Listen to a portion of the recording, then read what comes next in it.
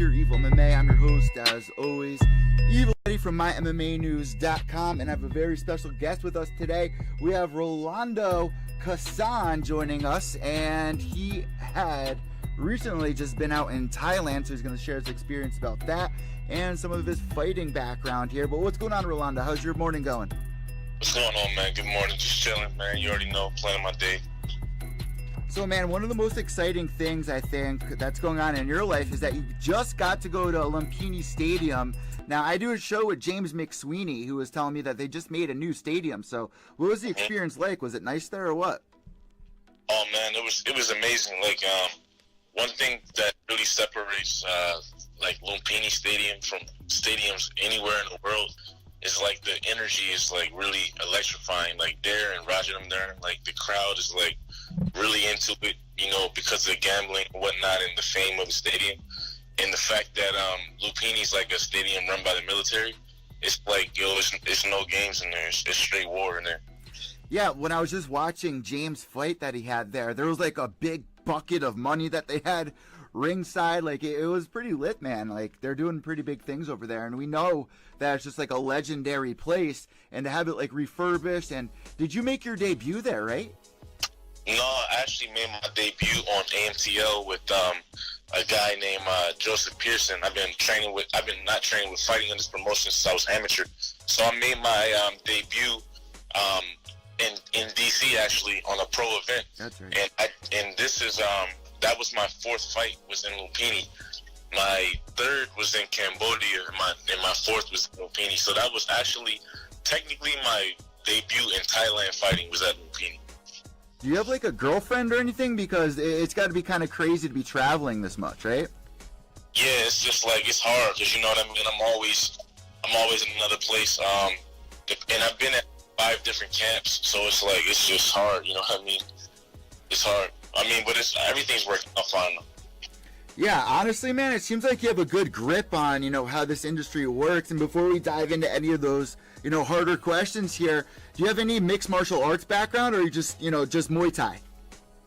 Nah, just the only things I do are Muay Thai and boxing. That's about it. And it's like, I mean, I just love boxing and Muay Thai, but they go hand in hand. It's really not a difference. There's just certain things you can't do, you know, because when you involve knees and elbows and kicks, there's certain slips you can't get away with as easily, or you know what I mean, you got to be aware. But it really goes hand in hand. Like a lot of the best fighters, they incorporate like high level boxing into their Muay Thai. So you know what I mean, I'm doing the same thing.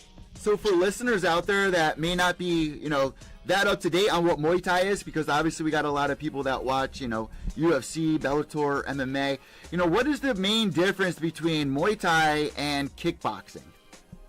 Oh man, there's a lot of differences. Like first of all, like the most obvious thing, if you just look at the stance, but despite not even considering the movements yet, just look at the stance. The hands tend to be closer to the body in kickboxing a lot of times, especially if they're doing the Dutch style. The stance seems to be wider, and the footwork's different. It's more like hockey, you know, like hop around. Kind of focuses more on boxing combinations and following up with like a low kick or a body kick. But Muay Thai is like, it just mixes so many things. Like you can get hit with anything at any time. Like when you focus on one thing, you might get hit with an elbow. Like you keep focusing on the knee. Like you try to focus on blocking or throwing a kick. The guy just walks in and clinch you. Like there's a million things to focus on. Like the array of techniques that you use is definitely wider in Muay Thai due to the elbow, the clinching, the throws, the you know what I mean, different knee strikes. It's just there's a wider arsenal in Muay Thai, also because of the rule set. You know what I mean? Kickboxing, if we're going to go into a specifically kickboxing style fight, you're not going to be doing the clinch. You're not going to be doing elbows, and it's not going to be knee-centric based on the scoring system as well. You know what I mean? So sorry, go ahead. So obviously, you know, you say that you do boxing and Muay Thai, but would you ever consider doing like, because Bellator, you know, Bellator has MMA, and they also have Bellator kickboxing, and we've seen one of the biggest female names in Muay Thai, Jarina Bars, who's most well known for beating Chris Cyborg under the Line Fight Promotions a couple of years ago. Would you ever be interested in fighting for Bellator, like Bellator kickboxing, like Zarina took? Yeah, I actually saw that fight. That was a really impressive fight. I would definitely do Bellator. It's just like, I'm a perfectionist. Like, I try to make sure I'm 100% ready for everything. Like, it's just I can't step into the ring and I haven't prepared. Like, if anything, the most issues I've ever had in fights are from overtraining. I've never ever in my life had an issue with not training enough or anything like that. Like, my issues might have come from overtraining, from being perfect. Like, whenever I decide to step into another league or another combat, arrangement, trust me, I will be prepared for it. I will do whatever I got to do to get that training done. That's something that a lot of fighters talk about, is overtraining. What kind of obstacles come your way when you overtrain yourself? Oh, man, it's just like, I'll tell you, when I was in Thailand before this fight, I remember specifically there was a Wednesday, like, I hit the peak of my energy, endurance, strength. I hit the peak. That same following day, Thursday, I started training, normal session as usual. Yo, the energy was worse. I'm like, but that's normal because I really overexerted myself the day before. My energy had not gotten better for like a week, and I was just noticing, like, yo, I don't have the same explosion. My legs aren't moving as quickly. That's when I know I hit a limit that I should. But when you out there and you just training, bro, like, you're really disciplined. So your discipline is what's keeping you going all the time. And sometimes you can get a workhorse mentality when really you're a human being. You're not a machine. Sometimes you need to rest. It's actually better for your body when you do that. And just being like, sometimes discipline can work against you when you're too focused and you don't take the time to take a rest. You know what I mean? That's what really happened. Like, your body, like, your physical performance, it actually declines at a certain point if you keep overexerting yourself. If you're not getting the right electrolytes, if you're not eating enough, like, you'll see a decrease in your performance. So listen, there's a lot of people out there that won't have sex before they fight. Have you ever, do you stay away from, hookups or anything like that when you're getting ready for a fight? Or do you not really believe in that? No, I know, I'll tell you firsthand, it actually does affect your performance. Like, I definitely don't before fight. Months, maybe no less than a month before a fight. 2 months, ideally. I don't do anything before a fight. Yeah, it kind of just, like, I've been asking a lot of fighters this lately because Cody No Love recently came out and he was like, yeah, I won't do it because, I don't feel as sharp, I don't feel as committed, and I totally understand that. And I wonder if it's the same for girls. So, we're going to have some girls on today, and I hope it's not going to go too far when I ask them that question. But for guys, I totally understand that, man. You're not going to be as sharp. You're not going to be as, I don't know, how to really explain it. You're just kind of, like I always say, you're just kind of content with the way things are. And the best way I can compare it is, like, with fighting, you guys are going in there, and back in the day, like with the cavemen, they'd fight over women. And if you get laid, you're not going to be as, motivated, I guess. Like, of course you want to win, but it definitely takes something away from you there.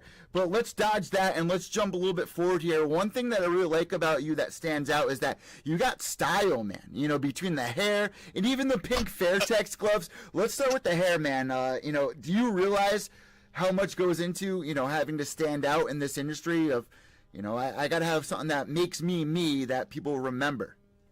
Yeah. It's funny you say that. Like, it's a funny story. Like, everyone has known me for always being, like, a super clean-cut guy. Like, even the way I was telling you, I was training, like, super disciplined. Like, I've been very disciplined and clean-cut for most of my life. And you could really see that in my appearance. And, like, before I took this recent trip to Thailand, I spoke with a friend of mine from high school who's into marketing. And she was like, hey, you got to rebrand and get a more edgy image because you just look like a super cookie cutter, like clean cut, nice guy. And I was like, damn, like I thought I was doing something with a little faux hawk, you know what I mean? Yeah. I was like, I got to go full blast, Super Saiyan on these dudes. Like, I dyed my hair, like, deep red with henna, you know what I mean? So it looks different at different times. Like, I just wanted an image that represented me as a, because I'm not just a martial artist, like I also make music. So as a creative person, the clean cut look, it wasn't really fulfilling for me just as a person. Like, when you look in the mirror, you need to see the creative that you feel like. And martial arts is all about expression. It's really self-expression. Like, you're training to self-express yourself in a more effective and combat-oriented manner. Like, more, you know what I mean? You're not just in there just punching and kicking. Like, every single second of the fight is a decision that you're making. And you want yourself to be free to make as creative decisions and utilitarian decisions as possible. So that it really goes into your look and how you see yourself. So I definitely I rebranded myself with the bright colors. I try to mix like a pink and a purple, a pink and a red, like a pink and an orange, like hot, passionate colors. Like, I just love it. You know what I mean? It makes me feel a certain way when I box. You know what I mean? It's just that just is what it is. And the hairs, like, man, you a character, like, because I'm really into fashion as well. So I tell my friends and I always talk about this, like, you got to be a main character in your own show or your own game. Like, that's the way I take it. Yeah, and it's true. I mean, it makes a lot of people out there really mad because, you know, take Mighty Mouse, for example, a guy that goes in there, he has amazing performances, and to me, he's definitely a character that stands out, but this day and age, you need something that separates you from the pack. Something like, if you go back to when you were a kid and you're watching WWE, you're like, oh, my favorite character is Hulk Hogan, or like mine personally when I was little was Doink the Clown. Like, he had this whole thing, he was a clown, you know what I mean? And it stands out, and it really goes back to the roots of that. Like, what are people going to remember about you? Yeah, you had an amazing fight, but, you know, there was 10 other guys that had an amazing fight that night. What's going to separate you from the pack? Now, here's what the hairstyle thing, man. Do you switch it up, like, a lot? Or how do you go about, you know, your hair?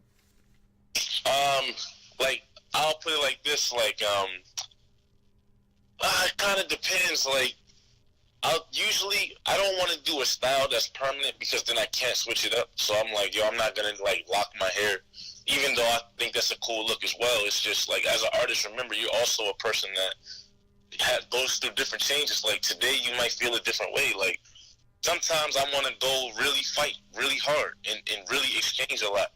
Not really exchange, but get into close quarters combat. And sometimes I want to look pretty in the fight and not get touched at all. You know what I mean? Sometimes I want to really display technique, and sometimes I want to display power.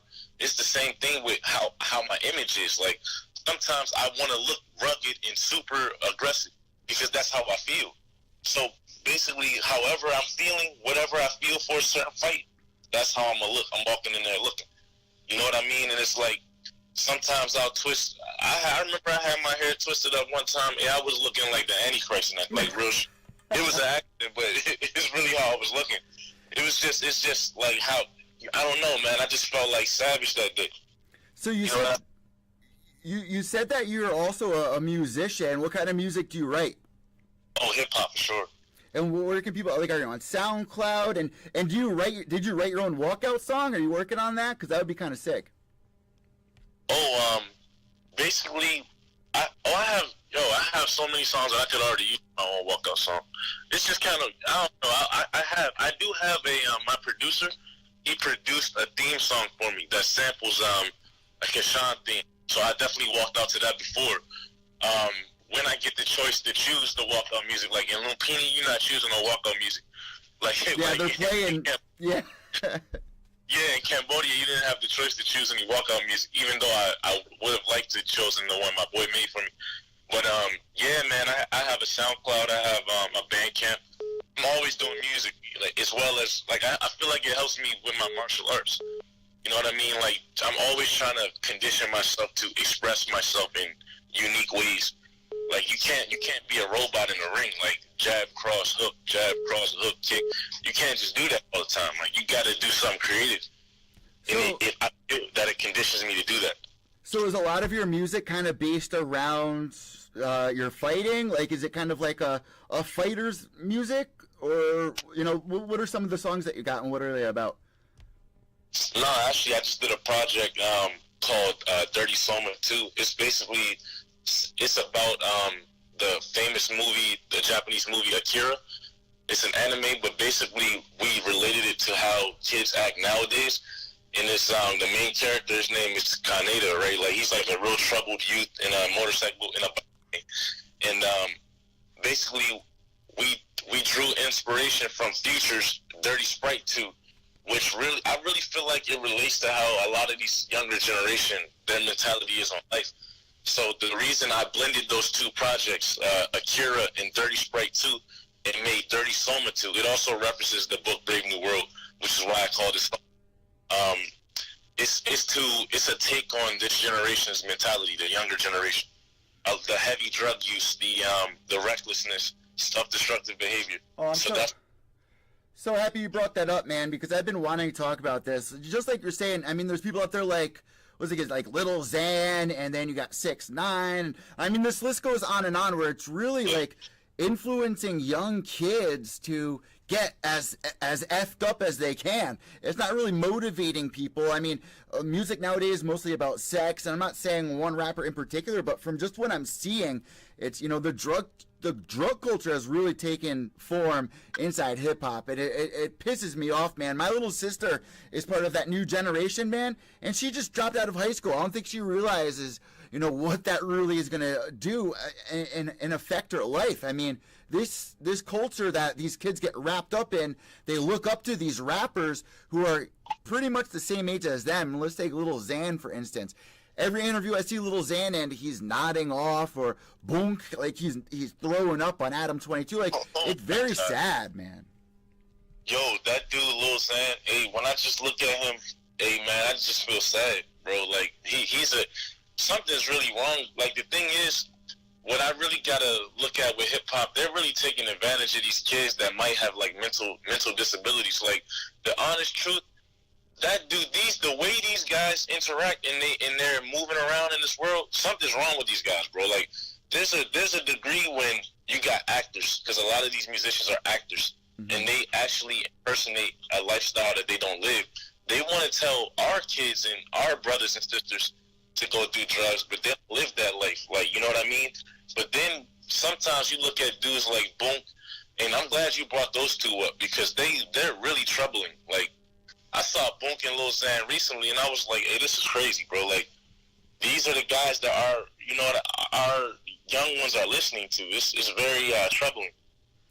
I mean, just take Little Xan, for instance, man. He's dating Miley Cyrus's sister.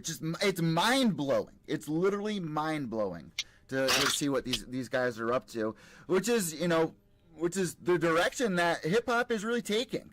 And this is something that's been going on for when we were kids. Like, people would be like, oh, Eminem is bad. But Eminem got me fired up to, like, change my life and look at things around me. Like, I was growing up in the ghetto, and it was just so relatable. Nowadays, I feel like the music has just changed for the worse. I mean, some of it's really catchy, but if you look at what it stands for and what is, you know, a underdeveloped brain is taking in from it, it's putting on all the wrong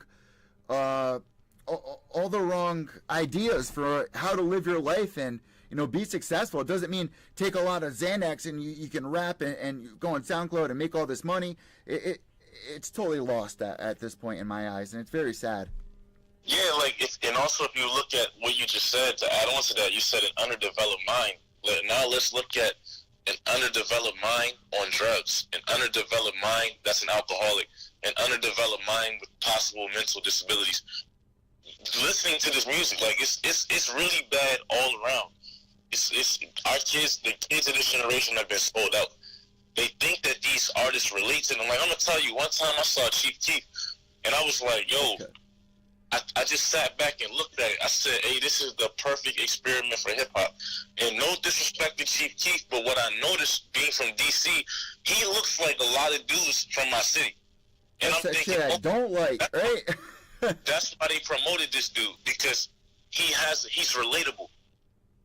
And they take a dude who looks just like the youth of your generation, who might share feelings like the youth of your generation, who might be into the same stuff as the youth of your generation. And they say, oh, that's the guy we're going to give promotion to. That's the guy we're going to make blow up. And that's how maniacal this shit is, because for real, this is all intentional. They want your kids to relate to someone like this. They want it to happen. And the way that Chief Keef blew up was because he was suspected of murdering that kid from, yeah, we 300, but we BDK. Like, that whole thing was going on, and he's on house arrest, and like this, it's literally disturbing. It really is. It is. So before we let you go here, last thing I want to touch on, man, is who's taking all these photos for you? I just saw a photo of you like underwater boxing, which is actually really sick. Who do we give credit to for all this? Oh, my girlfriend Kim. Hey. When we were in Phuket, just chilling after the fight, and I was like, hey, let me do a video of some of the form my teacher has taught me. You know what I mean? And she was like, okay. So we were underwater holding our breath. I was taking that. I did a whole bunch of shots of that video. Like, there's a million techniques I did underwater. So Rolando, I know that was the last question that I was going to give you, man, but this is really the last question. Do you have any direction here? Like, when can people expect you to get back in there for a fight? Oh, October 7th on the next AMTL event in DC. Right. I'll be ready for that.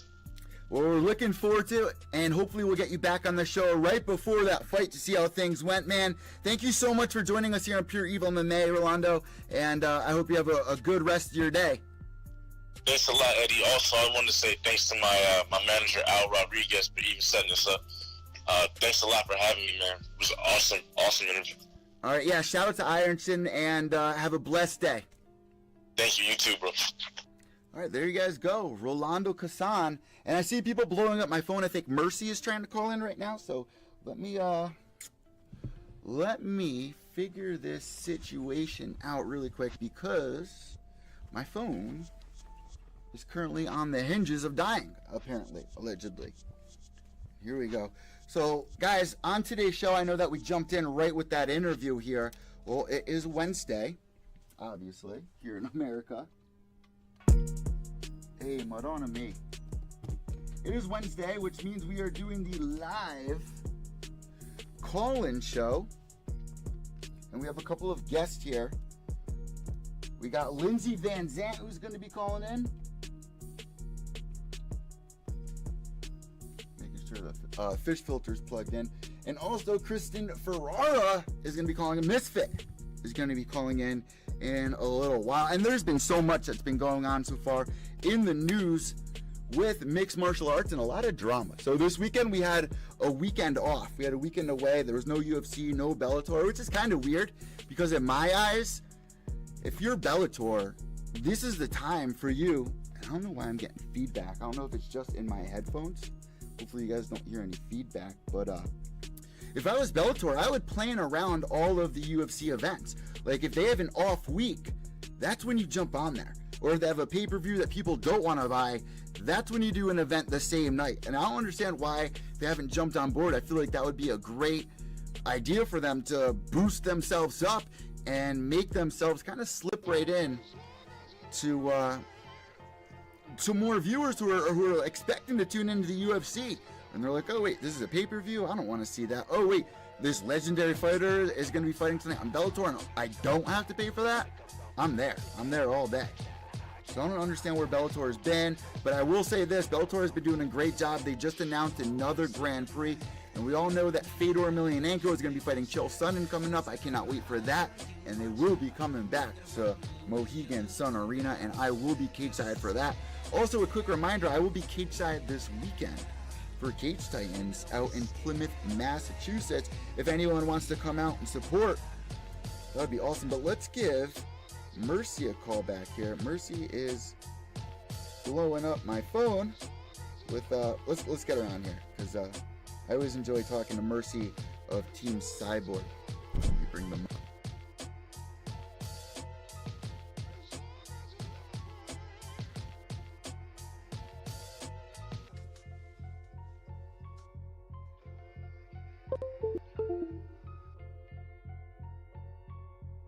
That's the Bellator's flyweight champ. So listen, last time that me and you spoke, we were discussing Chris Cyborg and possibly moving over to Bellator and some of the bigger names that Bellator has over there. You know, where do you stand right now, currently, with the whole Chris Cyborg, Bellator, and all the recent news that's been breaking? And we talking about Chris and all that. Yeah, I mean, that's a tough one. You know, she's making the money with UFC. So on one hand, you want to see her do well, right? So you want to see her make as much money as possible. But on the other hand, we already know if Scott Corker could possibly get Chris, like, it would be the world tour of Chris Cyborg. Like, it would be Chris Cyborg all day, all night, like, over there. So to me, I'm like, she could go either way. Like, I think she should weigh her options. I don't think she should just automatically re-sign with UFC. I think that when the time comes, she should look at, you know, what options she has available. There's a lot of fighters out there like Eddie Alvarez who's like, you know, I might go back to Bellator. I mean, there's a lot of people out there that are weighing their options. Money with Bellator, really, if you think about it. I mean, technically, on paper, it's not going to look like more money, but it really could be if you're talking about sponsorships and, you know, the way that, you know, they invest in their fighters, you know, top-notch fighters. Technically, it could be worth more. So, you know, I don't think she should leave him out. Besides, that would give me, like, the greatest joy in the world to see her be able to take that belt, the fourth major WMMA title, which no one else has ever done, not even come close to. Yeah, you all would just need to turn off your, go ahead and mute me and turn off your Twitter, because I would just be trash talking everywhere if Chris gets another title. Just chalk it up to y'all hate me then. Well, listen, there's been a lot of changes coming of as late with the whole ESPN deal, and I really hope that once we switch into gear with ESPN, it will really help the UFC, you know, get focused once again. I mean, you have Chris Cyborg there. We've been waiting for her to come over to the UFC for so long, and it just feels so stale with them not growing that division. I mean, me and you, we spoke about it in length on the last time that you were on, but, you know, to kind of jump forward here, you have one of your friends that's going to be calling in just a little bit, Misfit. So for people out there that aren't aware about Misfit, what can you say about Misfit for those who are just going to hear from her for the first time? I'm sorry, what did you say? What would I say about her? Yeah, like, if you can sum who she is in a sentence or two. She's a beast. She was built for this sport. Like, the more I keep learning about the bare knuckle sport, like, this is her wheelhouse. It's probably what she should have been doing all along. Like, the rules are made for her. Like, the technique is made for her. I feel bad almost, keyword almost, because I'm purely ready to bring out the mattress. But I almost feel bad for her opponent, because this is going to be brutal. I cannot wait. I'm overjoyed and excited. Honestly, here's the thing. She's beat Rachel Ostovich before in the past that I feel people don't know. Yeah. And, you know, people talk about Tiff Time Bomb and all that, but what you have to understand is Tiff is like the elite of the elite is stand-up. Like, are you kidding? And she didn't knock her out. Like, it was a close decision. Like, yo, and we can run that back, too, if she wants to, in bare knuckle. And the result will be completely different. Tiffany Time Bomb, yeah. Christine is ready. She ready for war. Like, it's go time. And you know what? BK FC sold so many pay-per-views just off of MyMMAnews.com. It was the biggest pay-per-view event that we've ever sold. The most we've ever sold on the website, which is absolutely amazing. Yeah, like, you're in for some non-stop action. Like, I cannot wait. So here, Mercy, have you heard some of the latest news coming out about Andrea KGB Lee? Of course. And just to update everybody. I told you all, well, I wasn't on air with you at the time, but I tweeted about this. Like, I'm not one to immediately, like, judge just based off of, whatever everybody's up in arms about. But I did my research. I sat for half a day researching this guy just to see, if what people were saying about him being changed and all this was true. But he got fired, or in their words, quote unquote, resigned from the Greenwood Police Department in Louisiana for handcuffing and beating his wife over the head. Okay, so he went to jail for that, and he was a police officer at the time. According to him, he already had his Nazi tattoos, because he said he got them 18 years ago. He's only like 40. So, yeah, he would have had his tattoos at the time. So he goes to jail for that, gets out of jail, goes back to jail for, somebody was sitting in their car in his parking driveway. But when they left, he followed them and then shot the man 11 times, 7 times in the head. Ooh. Like, literally, the man was unarmed. He shot him. Killed him. So he's a murderer, right? So we've already known that he was a self-proclaimed Nazi, wife beater, and a murderer. Here's the thing, too. In February of 2018, he has an open case right now for drug charges, major drug charges.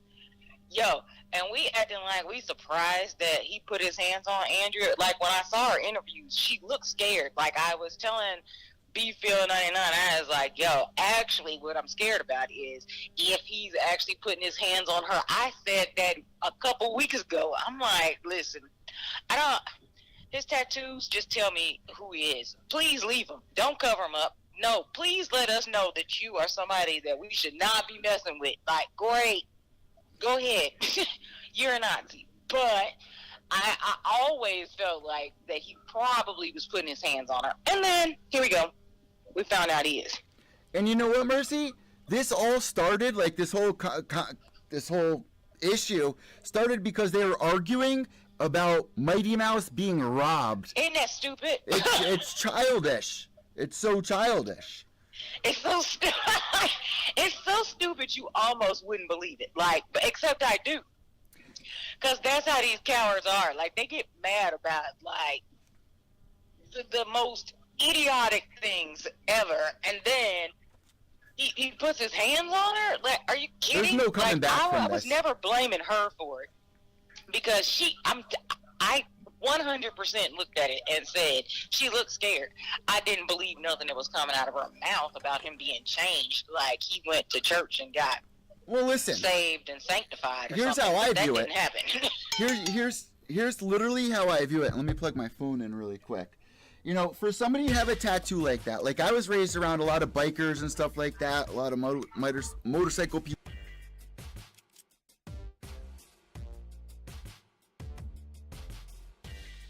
Around a lot of motorcycle people, and I've seen those tattoos plenty of times before in my life. But you know what? A lot of those guys aren't on TV. They don't have like a reputation to uphold and stuff like that.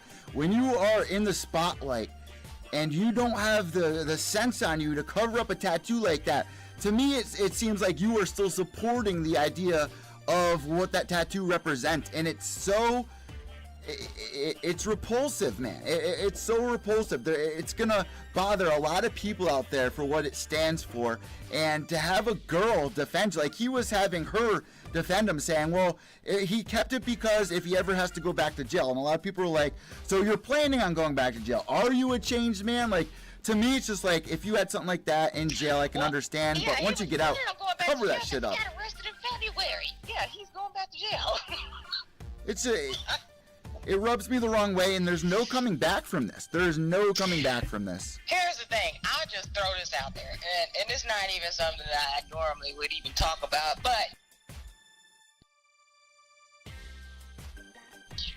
I am an African-American woman. I have dated for real changed white men in my life that were in that kind of circle. They would have rather cut their skin off than to actually still be walking around with those kinds of tattoos and whatnot. And post pictures on the internet of them, yeah. Like, and for it to be on and we weren't even a public couple, you know what I mean? But that's just not something you can do. Like, you can't say, oh, I changed, and you're still walking around with it. Like, so as soon as he came up with every excuse in the world not to take them off, that's what told me, oh, he's leaving them on because actually the gang would rather come cut them off of him than have him denounce them in public. So he never did so. All he did was issue a PR statement that said that he was sorry. I cannot tell you how many, I'm talking about tweets that I had for years that told me, oh, Mercy, this is just a race car. Oh, you just not letting us go, and he's changed and blah, blah, blah. I'm like, no, he's still the same scumbag. Like, what part of this y'all missing? Like, are you really just naive? And this just came out really recently, think that we all want to believe that people are inherently good. Like, yeah. I think that's like where it's coming from. Like, that's how we want to think. But no, it's 2018, and it really is still not openly Nazi, tattoo-wearing, wife-beating, unarmed, killing idiots running around, like, and they still trying to infiltrate our circles and normalize that, like, that's just okay, but we're supposed to forgive that and overlook that. And it's like that, saying, oh, they didn't come after this group first, or they didn't come after that group, and you didn't care. But then when it was finally your turn, then where were you? Because you didn't care about all these other groups that they had already, like, disparaged. Yeah, it's the same thing. We should have known he was an a-hole from when he handcuffed his wife, got kicked off the police force, and beat her over the head, was convicted of that, and went to jail for it. Like, that's your first sign. That's the first sign. This is just disgusting to hear. And for people out there like that are laughing at it, like, yeah, me and Mercy are laughing at it, but domestic violence is definitely not a joke. If you know somebody or you have a girl... Please leave. Fight like hell and leave. Yeah. And it goes on with guys, too. Like, I don't know guys, but I know it happens to guys as well. It does. It can go both ways. I just happen to be, a woman, so I'm all about the women empowerment. But yeah, like, no, it's not her fault that he's an a-hole. That's not her fault. I'm not blaming her for any of this. She needs to fight like hell and leave. The only thing she's at fault for is I can't even blame her for trying to cover it up, because like I said, she looks scared to me in the video. Like, that's all I kept telling people is, I don't even know that what she was saying was coming from her. She was visibly frightened. And people didn't see it that way. They were like, oh, well, she said it's okay. I'm like, no, she looks scared as hell. Like, what the... Are we all talking about the same thing?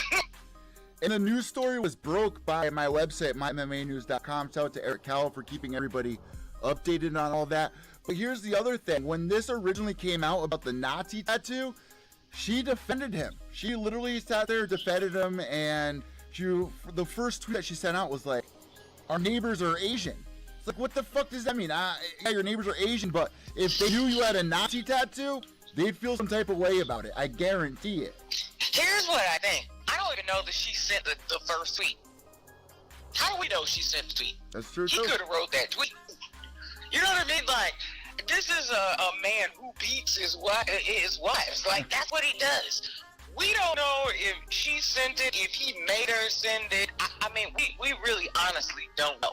So that's why I didn't blame her for the whole situation. To me, she always looked scared. She always looked like she was in fear throughout all of those interviews. She looked scared. And I'm saying that, and I'm as black as they come, like, I didn't blame her. I blamed him. She looked scared. Now, maybe she's an idiot because she knew his record when they got together. Now, maybe we could blame her for that. And for that, I would say, yeah, you're probably playing with fire if you already know somebody's a murderer and beat his wife. Like, yeah. you probably should have thought twice. But she's young. I mean, we all did stuff when we were young. Like, I'm not here to pass judgment on the woman. Not at all. Not at all. I've done some really dumb stuff in my life.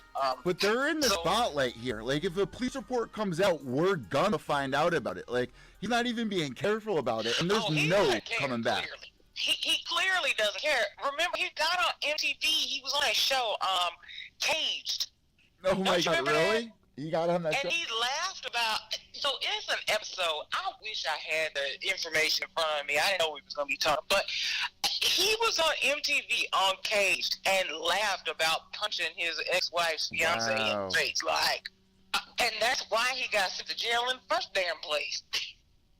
So Spoonie375 is saying, DV is never funny. From what I've seen on Twitter, the community has fallen solidly behind her. Also, we got comments as well regarding you. BLT says Mercy Lakes are bad boys. Yeah. I was guilty of that when I was younger, but but I never dated anybody who was still walking around with the crap on them. Like, let's just be real clear. Like, I'm Mercy. Like. So Mercy, let's be real. That you all know, like, no, you're not gonna walk around with a Nazi tattoo on you and say that we're together. Let's be real about this. If you are Andrea, what do? Do you get a divorce? Like, how do you go about this? And is there coming back from this? Like, can they make this work again? She could come back career-wise if that's what we're talking about. Oh yeah, absolutely for sure, she can. Absolutely she can. The MMA community has rallied behind her, so now is her time to leave. Like, I don't know if money is the issue. I don't know what the issue is, because I don't know her, but her best bet is to bounce. Like, leave the whole state, move somewhere else, take her and her friend, what's her name, Casshan? Take her and her friend Casshan and go. Like, dip while you have a chance, because when the storyline changes and we're on to, like, the next new outrage in the MMA world, because that's how it works. Like, we get one outrage and then we get another one, something else, and then everybody forgets about the last one. Yeah. She ought to take this time now while everybody's outraged at it to go ahead and dip, because everybody's paying attention right now. So that's a dangerous game to be messing with, you know. I mean, they're all over the South, so she needs to dip and, like, move somewhere northwest. And go find a friend that lives in California or something like that that you can stay with and dip and worry about the divorce later. But the most important thing is she needs to go.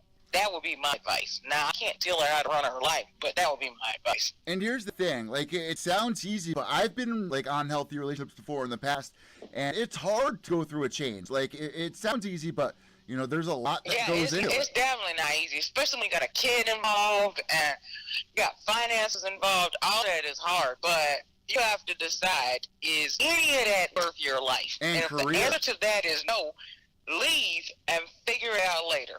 Clearly, this is a man who has not learned his lesson, in my opinion. No.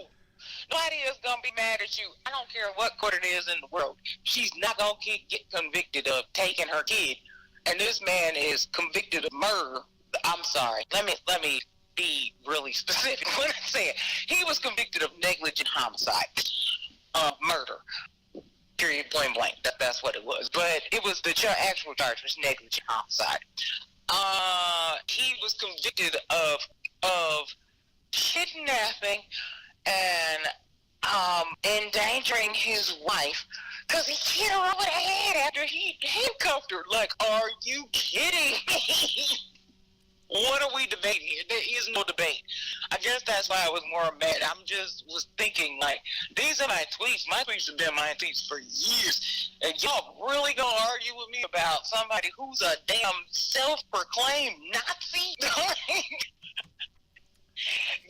Please, y'all. Please. So, that part's laughable. Like, I'm not laughing at her because that's not funny. But I am laughing at these tweets that came up with and twisted themselves into every kind of knot they could get in to defend this man, claiming he was changed. And I'm like, are y'all for real? Like, am I the only one living in the real world? This man is not changed. So he just got arrested. Yeah. So Mercy, moving on here. Well, first off, let us know what you guys think about this on Twitter, evil_echo. And Mercy, what's your Twitter? It's at Team Cyborg 1. I'm Cyborg Nation 01. Cyborg Nation 01. So moving forward here, I want to talk a little bit about Chris and what she recently did as of late, because it ties into our show. We are going to be calling Rivoli's, and Rivoli's has been in the news recently with, Frankie Edgar's, Ali, yeah, and all that. That was a mess, right? Like, what in the world? So, how did Chris's thing go at Rivoli's? Have you heard about it? Chris had a great event. I mean, all feedback I saw, I talked to plenty of Cyborg Nation fans, and they would have told me, like, if something was, not right. But I talked to them throughout the whole event, and everybody had fun, and the guy that owns Rivoli's is a big fan, and they had a good time, and the food was good, so I'm not really sure why it's being said his food isn't good, but that was crazy to me. I'm like, huh? Now, as a business owner, did you see, like, what he recently did with, Frankie Edgar cutout? He put on a mask that looked like Ali? Well, I think he kind of had to, right? Because the manager told him that he was going to sue him, so he couldn't use his image anymore, but I don't even understand how you do that. Because he paid for the cutout, and Frankie himself signed a cutout, so you can't, in my mind, I'm not a lawyer, but in my mind, you can't tell somebody what they can do with a cutout after you already signed it yourself, right? Yeah, that's your property. Like you should be able to put it wherever you want to put it. It's yours. Yeah, I think it's crazy. So we're going to actually be calling him in just a little bit here. But Mercy, before we let you go, I also want to talk a little bit more about Christine Misfit. Obviously, she's I've been checking out your Twitter page, and it seems like you talk with her a lot, like helping her with some music to motivate her and stuff like that. So, does she have a manager right now, or No. what's going on with her? No management. No, we're just friends. I'm not anybody's manager. Everybody knows I'm just a super fan. I don't work for anybody. None of that. But Christine is my girl. She is contracted by Bare Knuckle Fight Club. They got an event, Ep.141, in Biloxi, Mississippi, and I definitely will be there. Oh, you're going? Screaming my head off. Hey. Yes, I will be there, screaming my head off. I'll try to get you guys some feed or something from the show. Yeah, I'm definitely going, because I live in Atlanta, so Mississippi is like the next state over. So yeah, I'm definitely so jealous. So how much are tickets for that event?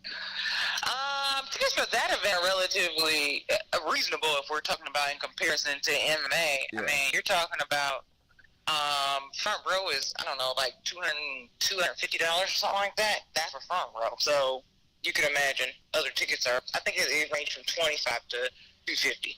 And it's going to be an awesome show. So if you're down south, make sure, like, you get some tickets and go. Like, it's going to be a good time. That's an awesome new kind of sport if you like stand-up. If you're into stand-up, that's something to go to. Last but not least here, before we let you go here, Mercy, in case nobody heard our conversation about Chris Cyborg and Amanda Nunes that we had a couple of weeks ago, and you guys can find that here on Pure EVil MMA on iTunes, Podbean, Stitcher, Spotify, and YouTube. We are getting close to the end of the year here. Do you think Chris Cyborg, whether she fights Amanda Nunes or someone else, do you think that she will be able to fight before the year's over? I think Chris is fighting. I mean, let's not get it twisted. I'm not on Chris's team. I'm not anything like that. I'm just a super fan like some of the rest of you all. But if I was making, placing a wager on it, Chris fights end of the year. She fights in December. We wanted her to fight before then. I would definitely be down to see her fight before then, but no doubt Chris fights end of the year, and Amanda has said her name one too many times, and we all know Chris is like Candyman, except she's Candy Woman. And she said her name too many times, so now she got to pay the consequences of saying the champ's name. You just don't get to do that and walk away clean. Like, you got to pay for it. So unless Amanda Nunes comes up with a GDR 8 bandage excuse as to why she can't fight, I say they fight in December. Oh my God, the GDR. And yeah, Jermaine Durandamy is coming back. So you're gonna be I'm Rocky. fire Band-Aid girl. That's Band-Aid girl. Quit playing. And she's finally coming back. GDR is going to be fighting Raquel Pennington. That was a fight I really wanted to see, though. I wanted to see GDR versus Chris Cyborg just as much as I want to see her fight Amanda.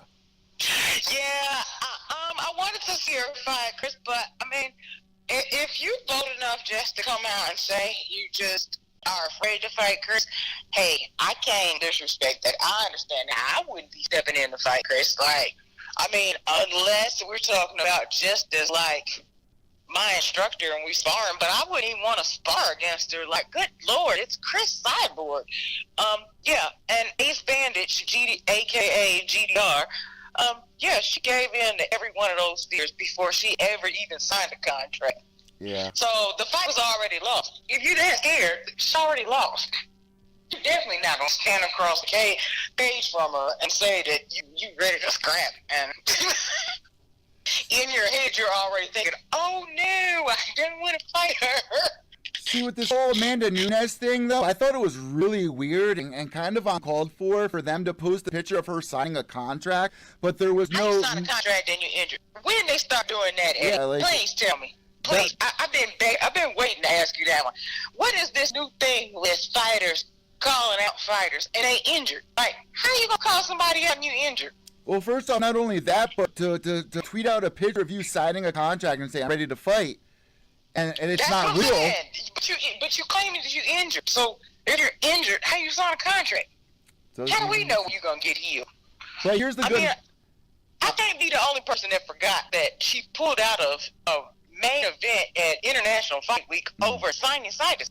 Like, I don't knock her for that. Maybe she couldn't breathe, but I didn't forget. Like, if I was Chris, I wouldn't be banking my check on her. Like, I would be just like Chris, asking for another fight with somebody else, because maybe Nunes is going to show up and fight, and maybe not. And if she claims she's still injured December 29th? Then what? Now Chris hasn't had a fight in 9 months and no paycheck. Like, people need to remember that you got to fight to actually get a check. You can't get a check if you don't fight. 100%. And you know what? On top of it all, if there is any hope of this fight going through, Amanda Nunes usually does fight in December time, but there is that fear of, well, she could fall off. She don't. I guess that's me. I'm like, let me see what the downside. Like, Holly Holm, even though I talked a lot of trash about her, I even sent her, Cyborg Nation sent her a gift in the mail. Like, we sent her gifts and whatnot. But at the end of the day, she showed up to fight. You know what I mean? It's only good fun. Yeah. That was good fun. We was just joking. But, no, for real, with Nunes, I'm really thinking to myself, like, what if she don't show up? Like, then what? Mercy. You know, running a camp that Chris runs, that's not cheap. Here's my... how you do that if you're not fighting? Here's my last question to you. If Chris Cyborg could only take one more fight ever in her career, who would you want to see her fight? Brickers. Why? Brickers, because it adds to the legend. If I had to pick a second one, if she can't fight Brickers, go rematch Bars and whoop her. Put her to sleep. Yeah, those are our fights. There isn't a single MMA fight I could think of as Chris's number one fan that I want to see her do more than either A, Brickers, or B, rematch Bars before she retires. Those are the fights to make. And you know what? I think it's really awesome of Chris Cyborg to, even though everyone holds that fight, that loss over her head. I don't. It showed me she was dope. Showed me that she's. I mean, honestly, she didn't look human. I mean, Bars was dropping bombs. I'm talking about. Yeah, she's a lanky fighter too. Those knees and those kicks she was throwing with some bombs. Anybody else would have been knocked out. Chris, like, it looked like she was kind of knocked out on her feet, and she shook her head, and like a real Cyborg, she shook her head and kept coming forward. Yeah. Like, who does that? Yeah, that's got to be scary. How do you do that? Like, well, how is that even possible? My point here is what I'm saying is that she's doing the right thing of making herself uncomfortable, going outside of mixed martial arts, going towards Muay Thai, doing boxing, wrestling, whatever it is. And that's what you need. You can't be the legend of a sport called mixed martial arts if you don't make yourself uncomfortable and go into other sports, other combat sports, fight by their rules, beat their champs, or at least be competitive with their champs. Otherwise, you're not the true GOAT. Exactly. Look That's at what Ronda. makes you GOAT. Look at what happened to Ronda. She's trying to new things out on Holly. Like, you're trying to box Holly home?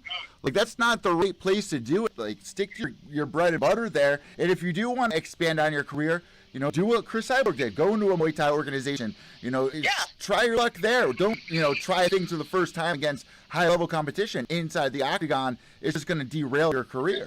Yeah, like, you got nothing to lose if you go try Exactly. in their sport by their rules. You know what I mean? That's not hurting your MMA career. You go over to boxing. If Chris goes over to boxing and lose, let's say she loses to Chris, right? So what? The girl is undefeated. As long as she doesn't get completely embarrassed and, like, knocked out, which I don't believe would ever happen. As long as that's not the case, yeah, she's doing pretty darn good. As long as you make the fight competitive, that's where you go test the water. You don't say, oh, well, Rick has come fight in MMA and lose, like, because then now you look bad. You really did tarnish your brand then. But going and fighting by their rules is nothing but a learning experience. So what about And that's Megan the way it Anderson? happened. What about Megan Anderson? We got her kind of sitting there, even though she just recently lost to Holly Holm. I think there's a lot of people out there that still want to see her fight Chris. There's really no one to fight. Who, Megan? Yeah, Megan Anderson. Good old Carmen Sandiego? I think they should scrap. That's what I say. That's why she's here. I'm one of those people. Yeah, that's why they I'm brought one her. of those people. I don't see why, since Chris wants to fight now, and UFC already has them both signed, why not letting them scrap? Megan doesn't have a scrap. I would love to Let see them that fight. scrap. I would love to see that fight, and I think there's a lot of people out there that Let's would scrap. They agree. don't have to be a pay-per-view. Put it on a, Oh, man. what's the card in Brazil's coming up? Sao Paulo? Is that it? So, Paul, yeah, could you imagine if they headlined that? That would be huge. That would be Yeah, huge. put it on there. I would love People that. gonna watch. It's not pay-per-view. People gonna watch that fight. Let us know. Chris wants to scrap. Megan wants to fight. That's a big fight. You know, Megan just lost the home. Okay, well, you don't have any real true women's featherweights like signed. Why not? And Why not? in Megan's defense, it was her first time inside the octagon. Under the big lights, a lot of And that's a pressure. valid. Part of that is valid. She was missing in action for over a year. It very well could have been. And we still won't know how she'll do. We can always compare her fight to if they let her fight Chris, we can always compare that fight to how she did against Holm. I mean, that gives fans something to talk about. You got a new division coming out. You're doing this tough. Let's get on. Let's get a for real women's featherweight fight going. Put Megan on the card. I mean, that fight has to happen. That's why they brought Megan over. They're trying to build up this division. And oh, mercy, this is really the last thing here. Ultimate Fighter Season 28 bringing in the female featherweights as well. So we have that to look forward to. That's what I'm saying. This could be the lead-in. You could do a fight like I really want to just tell UFC division like how to like handle this. Bring in Megan. Let Megan and Chris scrap. And then you have the tough finale. And then you have the Amanda Nunes and the Chris and Nunes fight. Like, that's how you intro a division. Give us some big fights. Those are the only big fights I can think of, unless they're going to do Chris versus Holm part 2. So And let I don't us. think Holm want no part of that work, because I think she knows that Chris sleeps with. But, I mean... So let us know what you guys think on Twitter and Instagram at evil_echo and on Instagram at Pure EVil MMA_. Last but not least, Mercy, where can people find you on Twitter? It's at what? Cyborg Nation 01. There you go. Mercy, thank you so much, and we'll talk to you in the comment section. Love you guys. Mercy out. There you go. Today's show going smooth so far. Going smooth. And you know what? I do hear like a little feedback. Hopefully you guys aren't hearing it. I don't know what the hell that's coming from. I unplugged my cable box. Could be my my microphone, but I do not know. But there's been, like I said, there's been so much that has gone down this week inside the MMA, inside the mixed martial arts world, and a lot of it has to do with drama here, which is just absolutely ridiculous. How about Greg Hardy getting his finish in 17 seconds? What do you do with this guy? I mean, he's 2-0 now under the Dana White Tuesday Contender Series. I really would like to see him on an undercard or something. Like, I know there's going to be people out there that get mad, but when you think about it, like the way I'm looking at things now is it's only going to help people to get more interested and want to tune in to the UFC to see what's going to happen with Greg Hardy. Do you know how many people out there that watch football that would love to see if Greg Hardy can actually fight in the UFC? I'm not saying throw him in the deep end here. I'm not saying that by any means. But like if you go to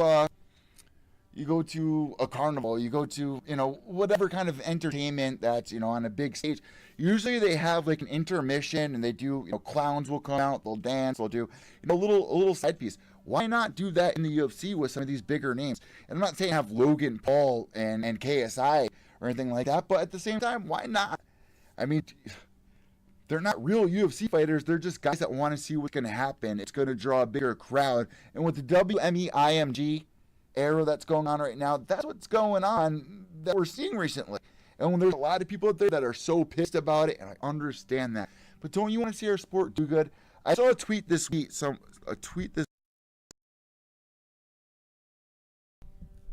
I saw a tweet this week of someone saying, that's a weird sentence there. Someone saying, mixed martial arts was never supposed to go mainstream. This is a sport that wasn't supposed to take this path.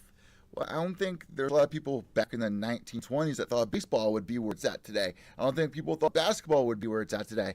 The list goes on and on. Soccer. Look how many people are all about soccer. That is a world sport around the globe. Mixed martial arts is a world sport. It's not just in America like football or baseball. This is a global sport. So it's like, why are we having so much difficulty bringing in, viewers, pay-per-view buys? And yeah, there is issues with, online streaming and this and that. Look what they're saying about Mayweather McGregor. They said 100 million illegal streams were going on. You didn't even need to buy the pay-per-view. You could just open up a Snapchat. Everyone that night was watching the fights, and you could literally watch it on your Snapchat. That's how crazy this era is. But you need to spice things up somehow if you really want to see our sport succeed. Unfortunately, we're at the point where it's like we have amazing athletes out there. USADA's come in, clean it all up, make it look a lot better. There's no steroid use, so we say. Diaz brothers will say otherwise. But we need something else right now. Obviously, the UFC doesn't have big stars. And listen, if you took Conor McGregor out of the equation, the UFC would make someone else into a big star. That's what they do. It happens all the time. Someone is next in line. Who is it going to be? We don't know. We have no idea. I mean, there's been a lot of names that have been coming up, and they're thrown in the deep end, and then they can't build that momentum back up. Look at Conor McGregor and what he was able to do after the loss against Nate Diaz. Could you imagine if Conor McGregor beats Khabib Nurmagomedov coming up? What that will do for his career, what that will do for the UFC. Obviously, in my mind, and I guess I guarantee a lot of you guys would agree, the UFC wants Conor to win for the brand. We don't need him to win, but we need him to win for the sport in a way. It would be awesome for Khabib, and I'm even leaning towards Khabib to win this fight. I do think Khabib can win. And we can dive into that. This is what we're going to be talking about for a while until the fight comes out. I've been tossing and turning every night, wondering what the hell is going to be going on in this. Like, how is this going to be playing out? Is Khabib going to get cocky in there? Is he going to think that he can stand in straight with Conor McGregor? My mind is just blown thinking about what's going to happen. Do what Eddie Alvarez was supposed to do. Look what Eddie Alvarez did against Showtime Pettis. Look what Eddie Alvarez did in some of his top fights that made him the UFC champion of the lightweight division before the Conor McGregor fight. Here's the thing. Yeah, Khabib has amazing wrestling, but can he deal with the mental warfare? Now, also on the table, there's not going to be a world tour like we're used to seeing with Conor McGregor. Yeah, you don't need it, I guess, because Conor McGregor already has made a name for himself. This fight is allegedly supposed to be the biggest fight in UFC history. We hear this every year, every time Conor McGregor steps in there, or whoever. But without the world tour, you're not going to get the shit talk. Like, you can still, I guess you can still get it to go, but emotionally to invest yourself into a world tour will only play into Conor's game in my mind. And you're taking that out of the equation. Khabib's the kind of guy, he understands what Conor's doing here. Let's rewind back to UFC 205 press conference. Conor McGregor went in there and just made everybody look foolish, like they didn't belong on stage. He knew what he was doing. He had all the tools to do it. and Eddie Alvarez just looked out of place. It looked like a schoolyard bullying beatdown. That's literally what it looked like. Oh, we got the chat room going sick in here. What's going on? BLT, it's Agent Smith. Hey, Agent Smith. Spoonie375 seems like a new viewer. Thank you for tuning in. Chris versus Megan and BKB. I would be so down for that. Spoonie, been hearing the phone a bit, dude. Derek Lewis to fight Hardy. He's going to ice him. Hey, MMA Holes, checking in. Make sure you guys are checking out the MMA Holes. And Chris, matter of fact, once I finish my live stream, I got to call you about something crazy that is going on. And I could use a little pushing on your end from your show. And guys, the MMA Holes go live every Wednesday night. So make sure you click on the MMA Holes on YouTube and give them a follow as well. But once you guys hear what's going on with me and James McSweeney right now, like, shit's about to get crazy. If you guys remember episode 3, I don't want to get into it, but we might have to pull that episode. We might, and me and James are going to do a video, and I don't want to get ahead of myself here. But Chris, I will be calling you afterwards. But guys, go check out episode 3 of Gloves Off before we are literally forced to take it off.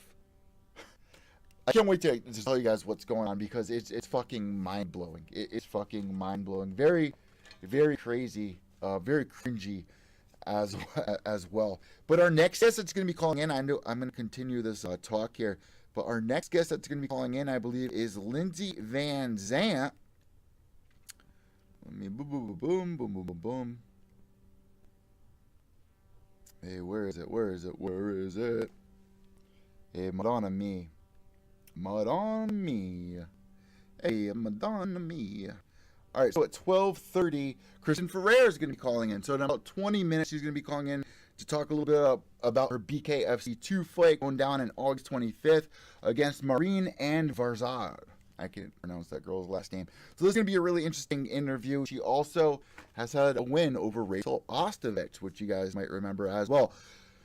So we have her calling in just about 20 minutes. Let me get phone charts. Yeah, I don't know what that little feedback noise is, if that's what you guys are referring to when you guys are saying you can hear the phone. Hopefully not. But on the other hand, guys, what do you think about the studio here? We're going to be having some in-studio guests calling in, or not calling in, but coming in. We have Blair Tubman, Justin the Fort Sumner, who's going to be stopping in here next week. Maybe we'll have Nick Newell in studio as well. Who else did I just recently line up? Harrison Bonfiglio, William Knight. These are all guests that are going to be sitting here in studio. Let me just move out of the way here for a second. So you can see, this is where the guests are going to be sitting under the Ali Fraser. And there's my seat. This is all brand new furniture. We got this furniture just for the studio. So I'm really looking forward to breaking it in here. But let's get back in a little Habib versus Conor. I saw one of the comments in the live chat here. There's a very good chance, and I'm a little nervous about this, of Habib pulling out of the fight. If that happens, what do you do here? Who would Conor fight? And would Conor even take another short notice fight? Look what happened to him against Nate Diaz. At the time, he thought he was unstoppable, moving up a weight class, going up to 170 pounds, whatnot. But he paid the ultimate price for that fight, and yeah, he was able to come back from it. But would you take that chance again? I don't see him doing that. I really don't. So this is a very risky fight for him to take against Habib Nurmagomedov due to how this is all played out. And I am quite frankly pissed that we never got to see Tony Ferguson versus Habib, because that's the real number one contender fight. And I will also say this.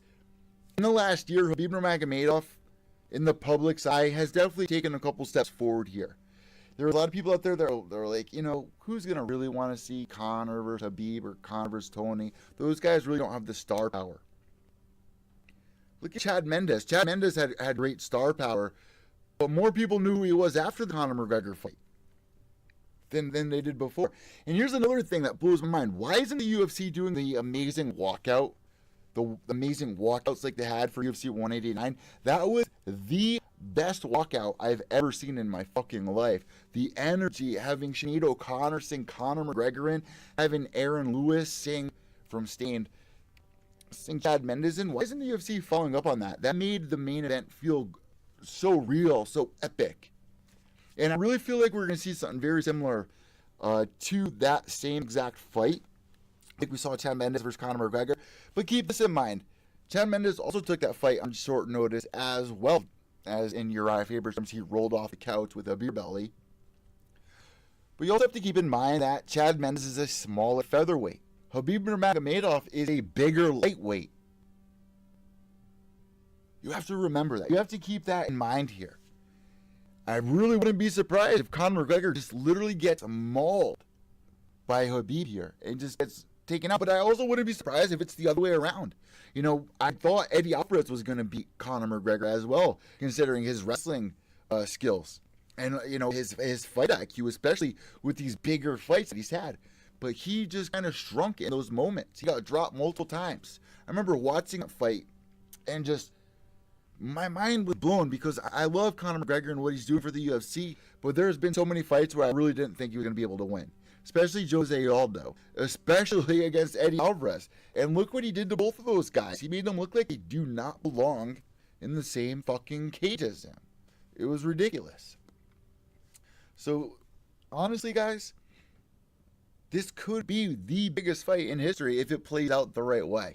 I would not be surprised if, I mean, can Conor really defend all those takedowns? Khabib Nurmagomedov is just a fucking monster. He's a legit monster. And me and James McSweeney were talking about it on episode 4 of Gloves Off, which was just released yesterday morning. You guys can check that out on our YouTube channel at Gloves Off Pod. And I also uploaded it here at Pure EVil MMA, especially on iTunes, Spotify. You can find that right here down below.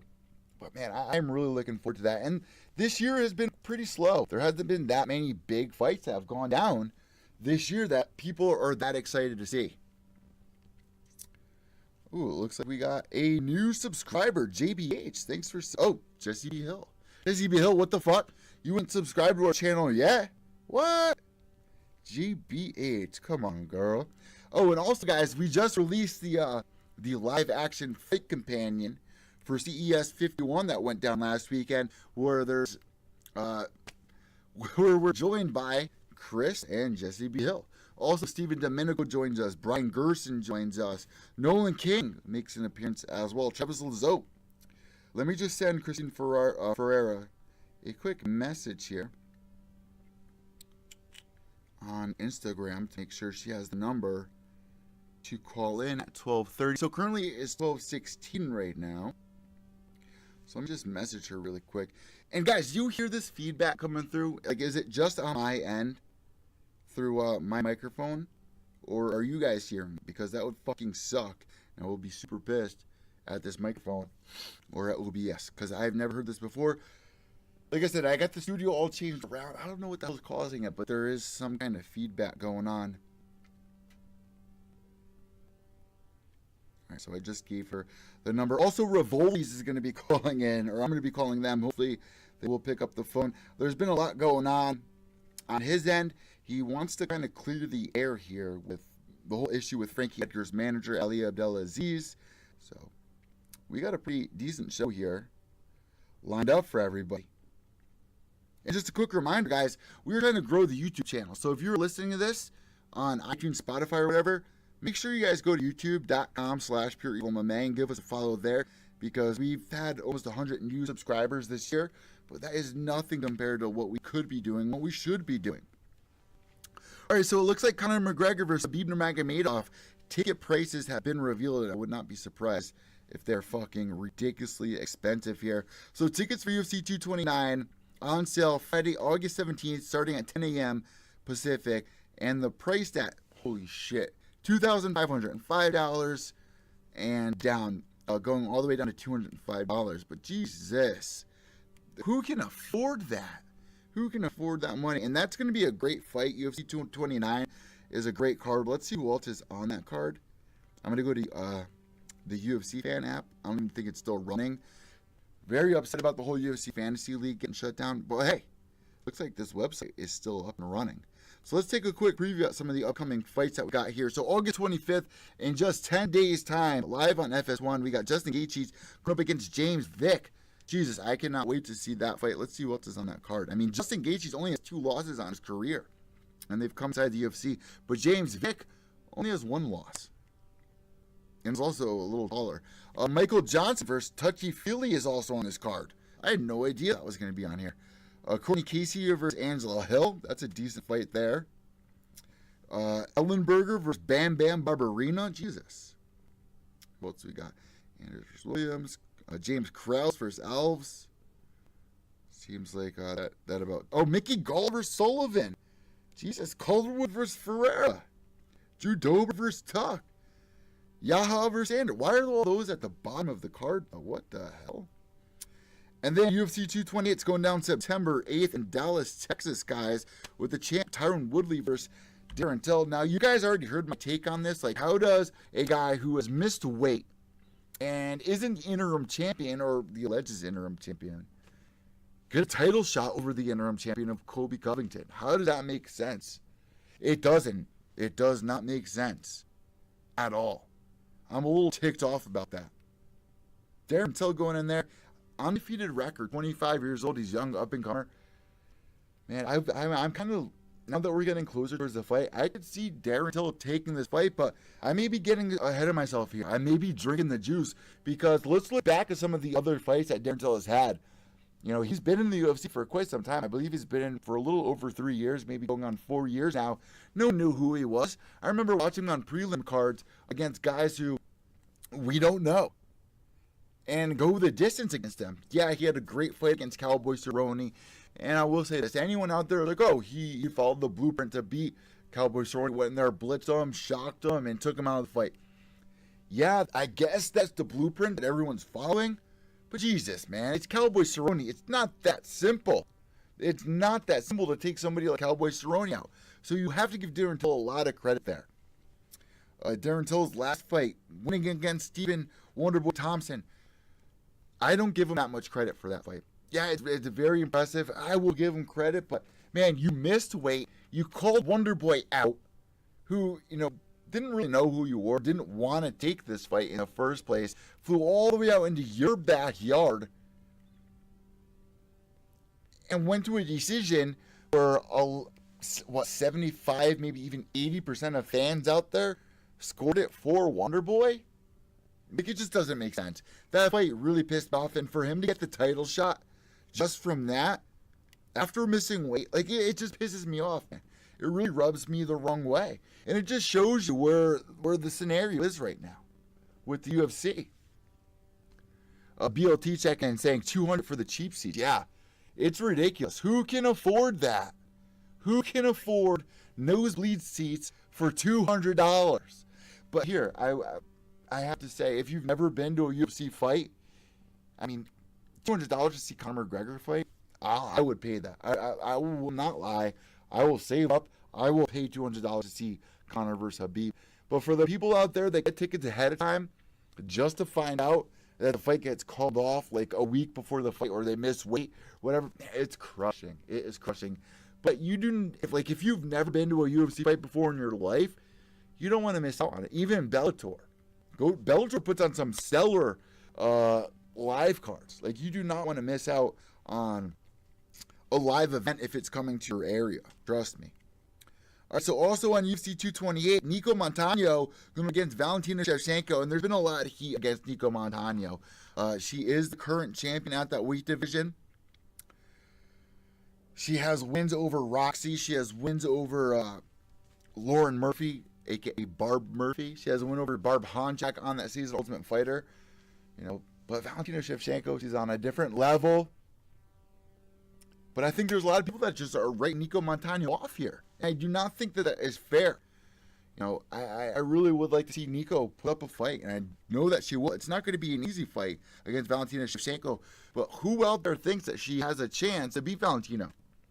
I can guarantee 90% of you guys are going to go for Valentina Shevchenko, and it would only, like, man, I still feel Valentina has just gotten robbed a couple of times here, especially the fight against Amanda. I scored that fight for Valentina Shevchenko, and call me biased there. Call me biased as much as you want. But there's a lot of people out there that will agree that Valentina Shevchenko most likely won that fight. BLT checking in here saying, Montano going to pull off a shock submission in the third round, head an arm choke or something. It's difficult to roll out. Seems fair on that basis. And you know what? I would love to see that. We've seen crazier shit happen inside the octagon, guys. We've seen some crazy shit happen in years past. Like, you cannot count anybody out. Look at what fucking Matt Serra did to GSP. The odds are way more stacked against him than they are against Nico Montano here. But Valentina Shevchenko, she's got almost 20 professional MMA fights. She has a Muay Thai background. She's beaten Joanna Jędrzejczyk in Muay Thai. Nico Montano, 5-2. This is her moment, though. You know, I've reached out to Nico multiple times now, trying to get her on the show for you guys with no response. And in my mind, it's like, come on. Like, I understand that you're training for your fight, but you have shows reaching out to you for you to come on, grow your audience. Like, it makes me feel some type of way about it all. Like, guys, name a show that Nico's been on recently where she connected with the fans. I don't see her on social media connecting with a lot of people. Like, that stuff can rub people the wrong way and will get people to root against you. Also on this card, what I'm really interested in seeing on UFC 228, Jessica Andrade is going to be going up against Karolina Kowalkiewicz. That is a fight for the ages. If you've been looking at what Jessica Andrade has been able to do in the last year, look what she did to Claudia. She made Claudia look like she just did not belong. She went there against Tisha Torres recently, got the win over her. Her last loss was against Joanna Jędrzejczyk, where she lost all 5 rounds. But outside of that, after that fight, I mean, she's only grown better. What she was able to do back in September to Claudia was just remarkable. I've never seen anybody do what she did to Claudia in my life. I think that took her above and beyond and got a lot of people very excited to see what's next for her. And if she can prove herself against Karolina in this upcoming fight, she has to be next in line for the title shot after this all plays out here. Karolina Kowalkiewicz, I mean, she's still young. She's still 32. Only lost 2 fights in her career. She's coming off a win to Felice Herrig. She's on a 2-fight win streak. She beat Jody Escobar, but she lost 2 in a row. Joanna at UFC 205 and recently at UFC 212 against Claudia. Those are the only blemishes on her career. She even beat Rose Namajunas. I mean, Rose Namajunas is now the champ. So this is a very interesting fight here going up. Andrade versus Kowalkiewicz. Who do you guys see winning that fight? Also on this card, Carla Esparza versus Tatiana Suarez. Very big fight. Very career-changing fight for Tatiana and Carla Esparza. Carla Esparza has a chance to go in there and to prove to everybody that she's still got game. She's still with it. She can take out these young up-and-comers. And these two are friends, which, you know, Carla's got to feel some type of way about it. It's got to be difficult for even Tatiana. But Tatiana will not let anything get in the way of her getting the shot at the title. This is a girl who's beat cancer. This girl was ranked #1 in the country in wrestling, in female wrestling.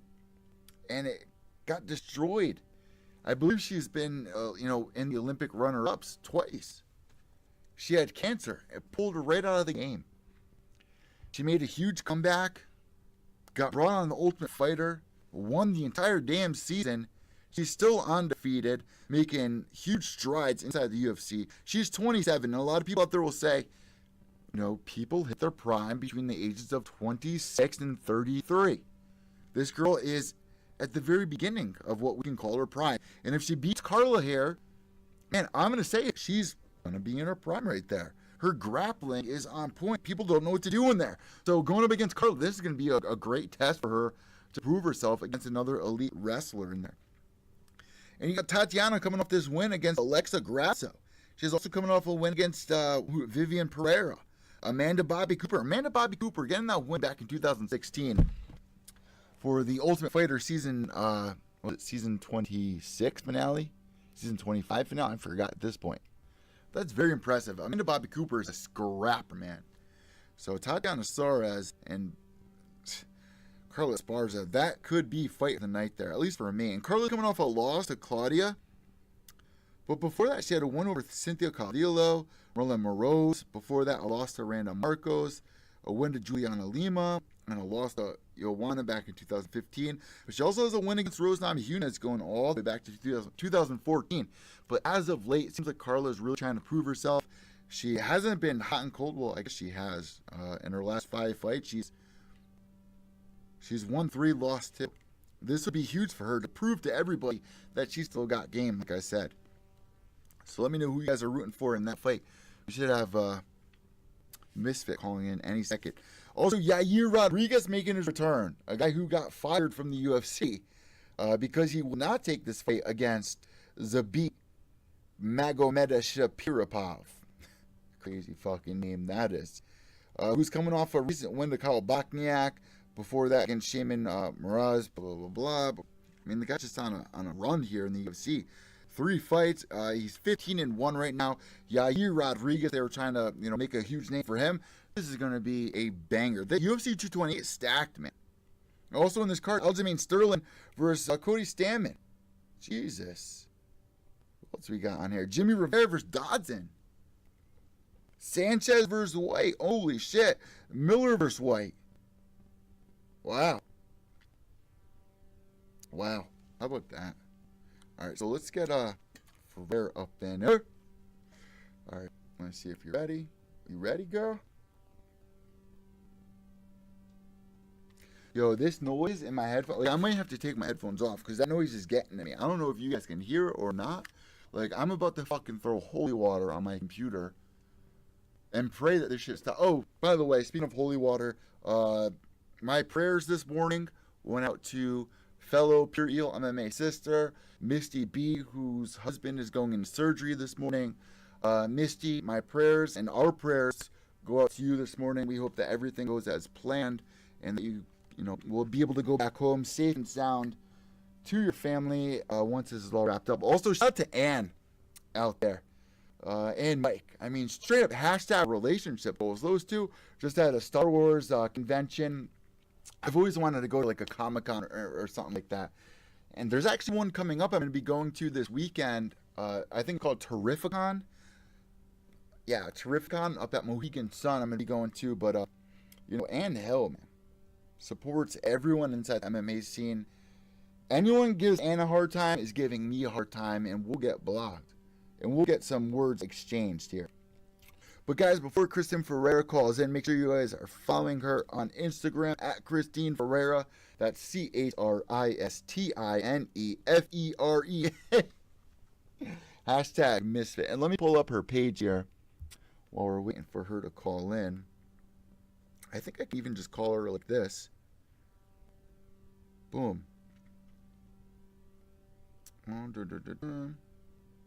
Hey, I can't do that, I guess. Let's see what happens here. Because I know that she's out in Cali. So maybe she thought when I said 12:30, maybe she thought I'm at West Coast time. Let me just double check my schedule. Here. Just double checking here. And guys, man, this show has really helped me become way more organized than I ever been in my entire life. I will say that. Big things have been blossoming with, my journey here in mixed martial arts. Guys, I did a recent interview with Rafion Stotts that you guys should check out. And also I spoke about Logan Paul wanting to fight Conor McGregor. All right, so Christine Ferreira, 12:30. I hope she thought I meant Eastern time. But we'll see what happens here. Until then, let me jump back into a little bit more MMA news here. I mean, there's been so many fights that are coming up. I mean, UFC 228, like I just said, card's absolutely stacked. And then September 15th. So listen, we have a shitload of schedule here for the UFC. August 25th, here's a card. September 8th. And then September 15th, Hunt versus Olenek. He was pulling up all these crazy submissions. That's going to be a great card. Krylov versus Blachowicz on there. Dalloway versus Akhmedov. Jesus, some fucking wild names up on that one. Then after we got Glover Teixeira versus Jimmy Manuwa. That's going to be going down September 22nd. And I really cannot believe we're almost at the end of the year. And then after that, UFC 229, October 6th. That's when big things are going to be coming into play. But there's been some breaking news this week in the last day or two here. For the October 27th card, some unfortunate news has come about with Anthony Lionheart-Smith, who's trying to keep the momentum going. He's recently got 2 wins over 2 former UFC champions under the name Rashad Evans, and also Shogun Hua. Well, there was an upcoming fight for him at the Moncton Event Center in Moncton, New Brunswick. It's supposed to be going down live on FS1 against Volkan Oezdemir. Well, Volkan Oezdemir is now off of the card. This is very upsetting news, especially for Lionheart Smith here. And there are rumors, correct me if I'm wrong about these rumors, that he is going to be fighting, allegedly, Khalil Roundtree. He said recently, I believe this morning or last night, Anthony Smith saying, I will take that fight with Khalil Roundtree. Be careful, man. Be careful when you take these fights and you're feeling, I don't want to say he's feeling cocky. Like, I've interviewed Anthony Lionheart Smith about 3 years ago now. I was on Cage Side Submissions. So to them, I no longer, have a relationship with them for whatever reason, not on my end, but on their end. I talked to Anthony Smith on there, man. He's been in the game for a while, man. All the way back in the Strikeforce era. Very humble guy. He is definitely riding a wave of momentum here. He is making a huge name for himself, and it is about time that he has. And that fight for Volkov would have just cemented him, in my mind. Dirty Alien 6 BLT, you're getting out of hand, man. But, if you're in that position that he's in, you want to keep riding that wave. You don't want to have it die down, take a year off and do whatever, and just, ride the excitement of your last 2 fights. He's doing the right thing here, moving forward, and not letting this fight, evaporate. Remember, he is headlining the card. He is the headline spot. This is huge for Anthony Smith. You don't want to let it just slip under the table. Beating somebody like Khalil Roundtree, who's coming off a recent win over Gokhan Saki, that's a huge fight. And we all know this is going to be a stand and bang fight, which is why I fell in love with Saki versus Roundtree in the first place. This is why when Khalil versus Saki got called off that first time, they rebooked it because they know Khalil Roundtree is a guy who will just stand and bang. That's what he wants to do. He's going to go in there. He's going to look for the knockout. Anthony Lionheart Smith, he's going to do that same thing. This is going to deliver on all levels here. I cannot wait for that fight. And we knew that Volkan Oezdemir was going to be the same thing. Very similar fighting style between Volkan and Khalil Roundtree here. So I'm guessing Christine Ferreira thought it meant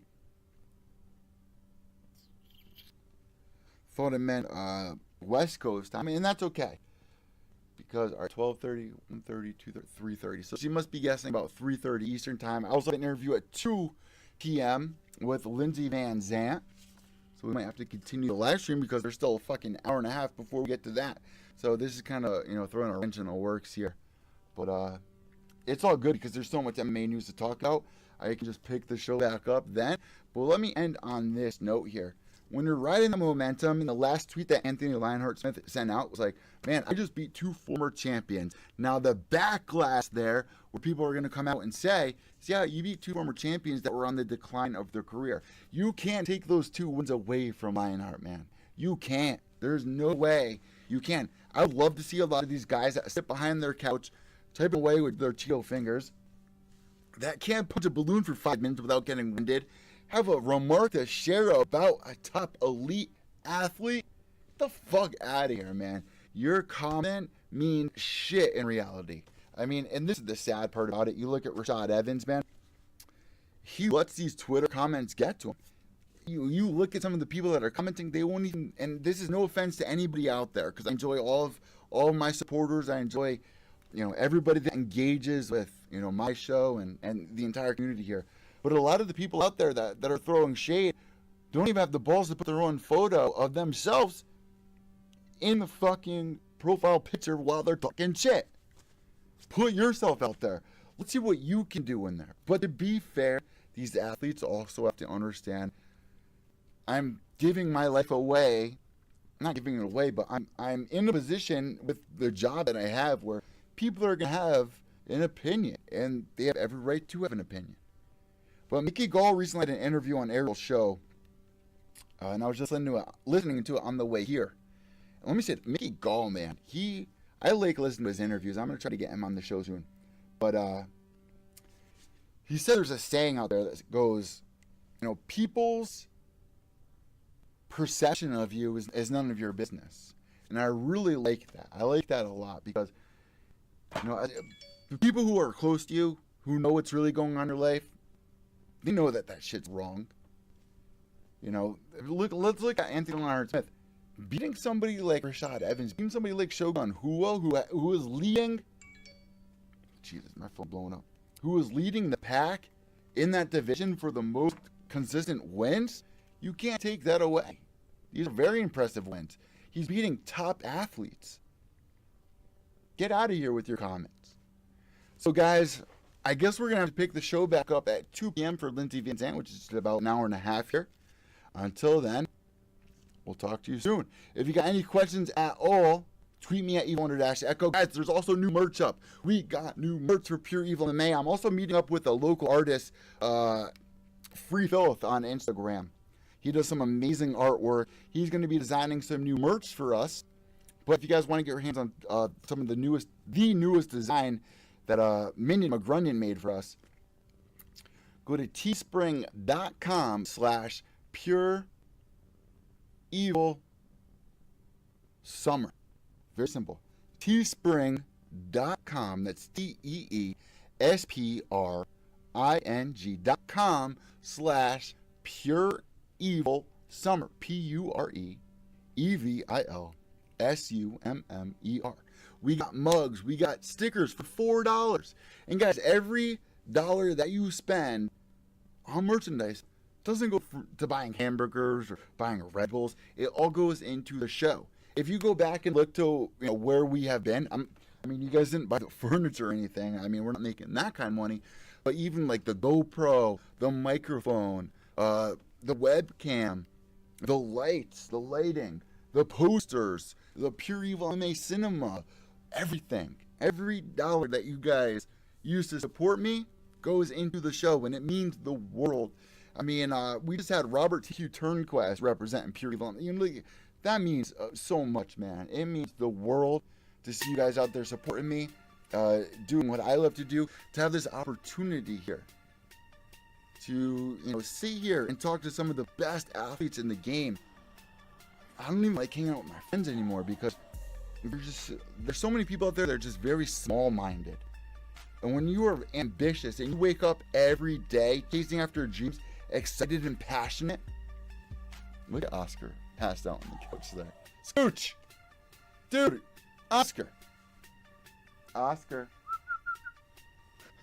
What are you doing, bro? Chilling? You chilling, bro? Dude, fuck you. Let me sleep, man. You got me up all night.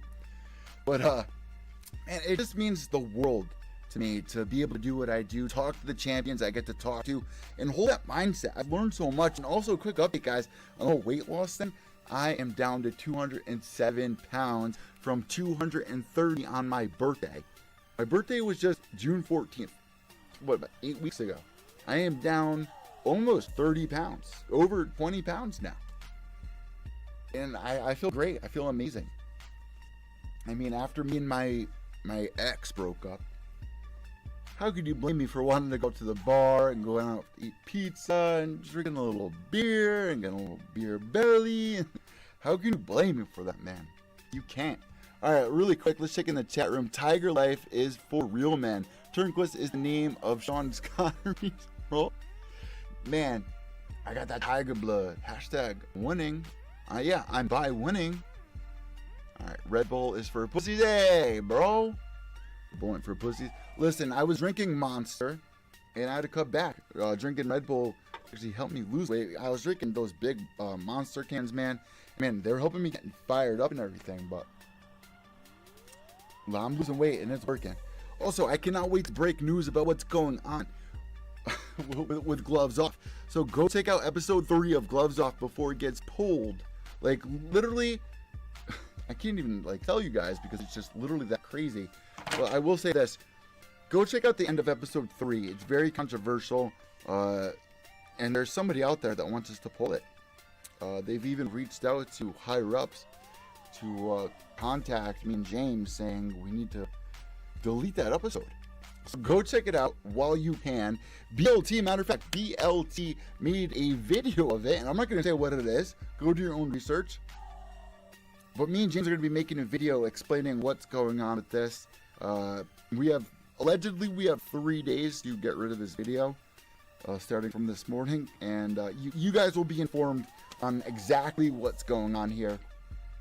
But go check it out while you can at Gloves Off here on YouTube, and you can find it on iTunes under the Pure EVil MMA channel, over at Spotify, iTunes, Podbean, what have you. We have a special guest with us here today. We got the damsel Lindsey VanZandt, who actually won last year's My MMA News Pro Fighter of the Year. So welcome to Pure EVil MMA, Lindsey.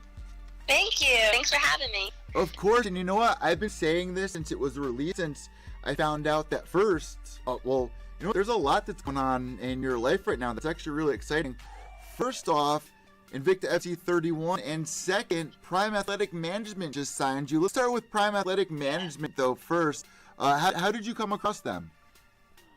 They sent somebody to watch me fight my last fight in October against B, win, and so he contacted me after it, and I've been talking since, and then I finally signed with him about a month ago now, so yeah, it's fun stuff. Like, he jokes now because, it took 9 months for him to sign me. He's like, I knew you were going to take a while because you're a female, but damn.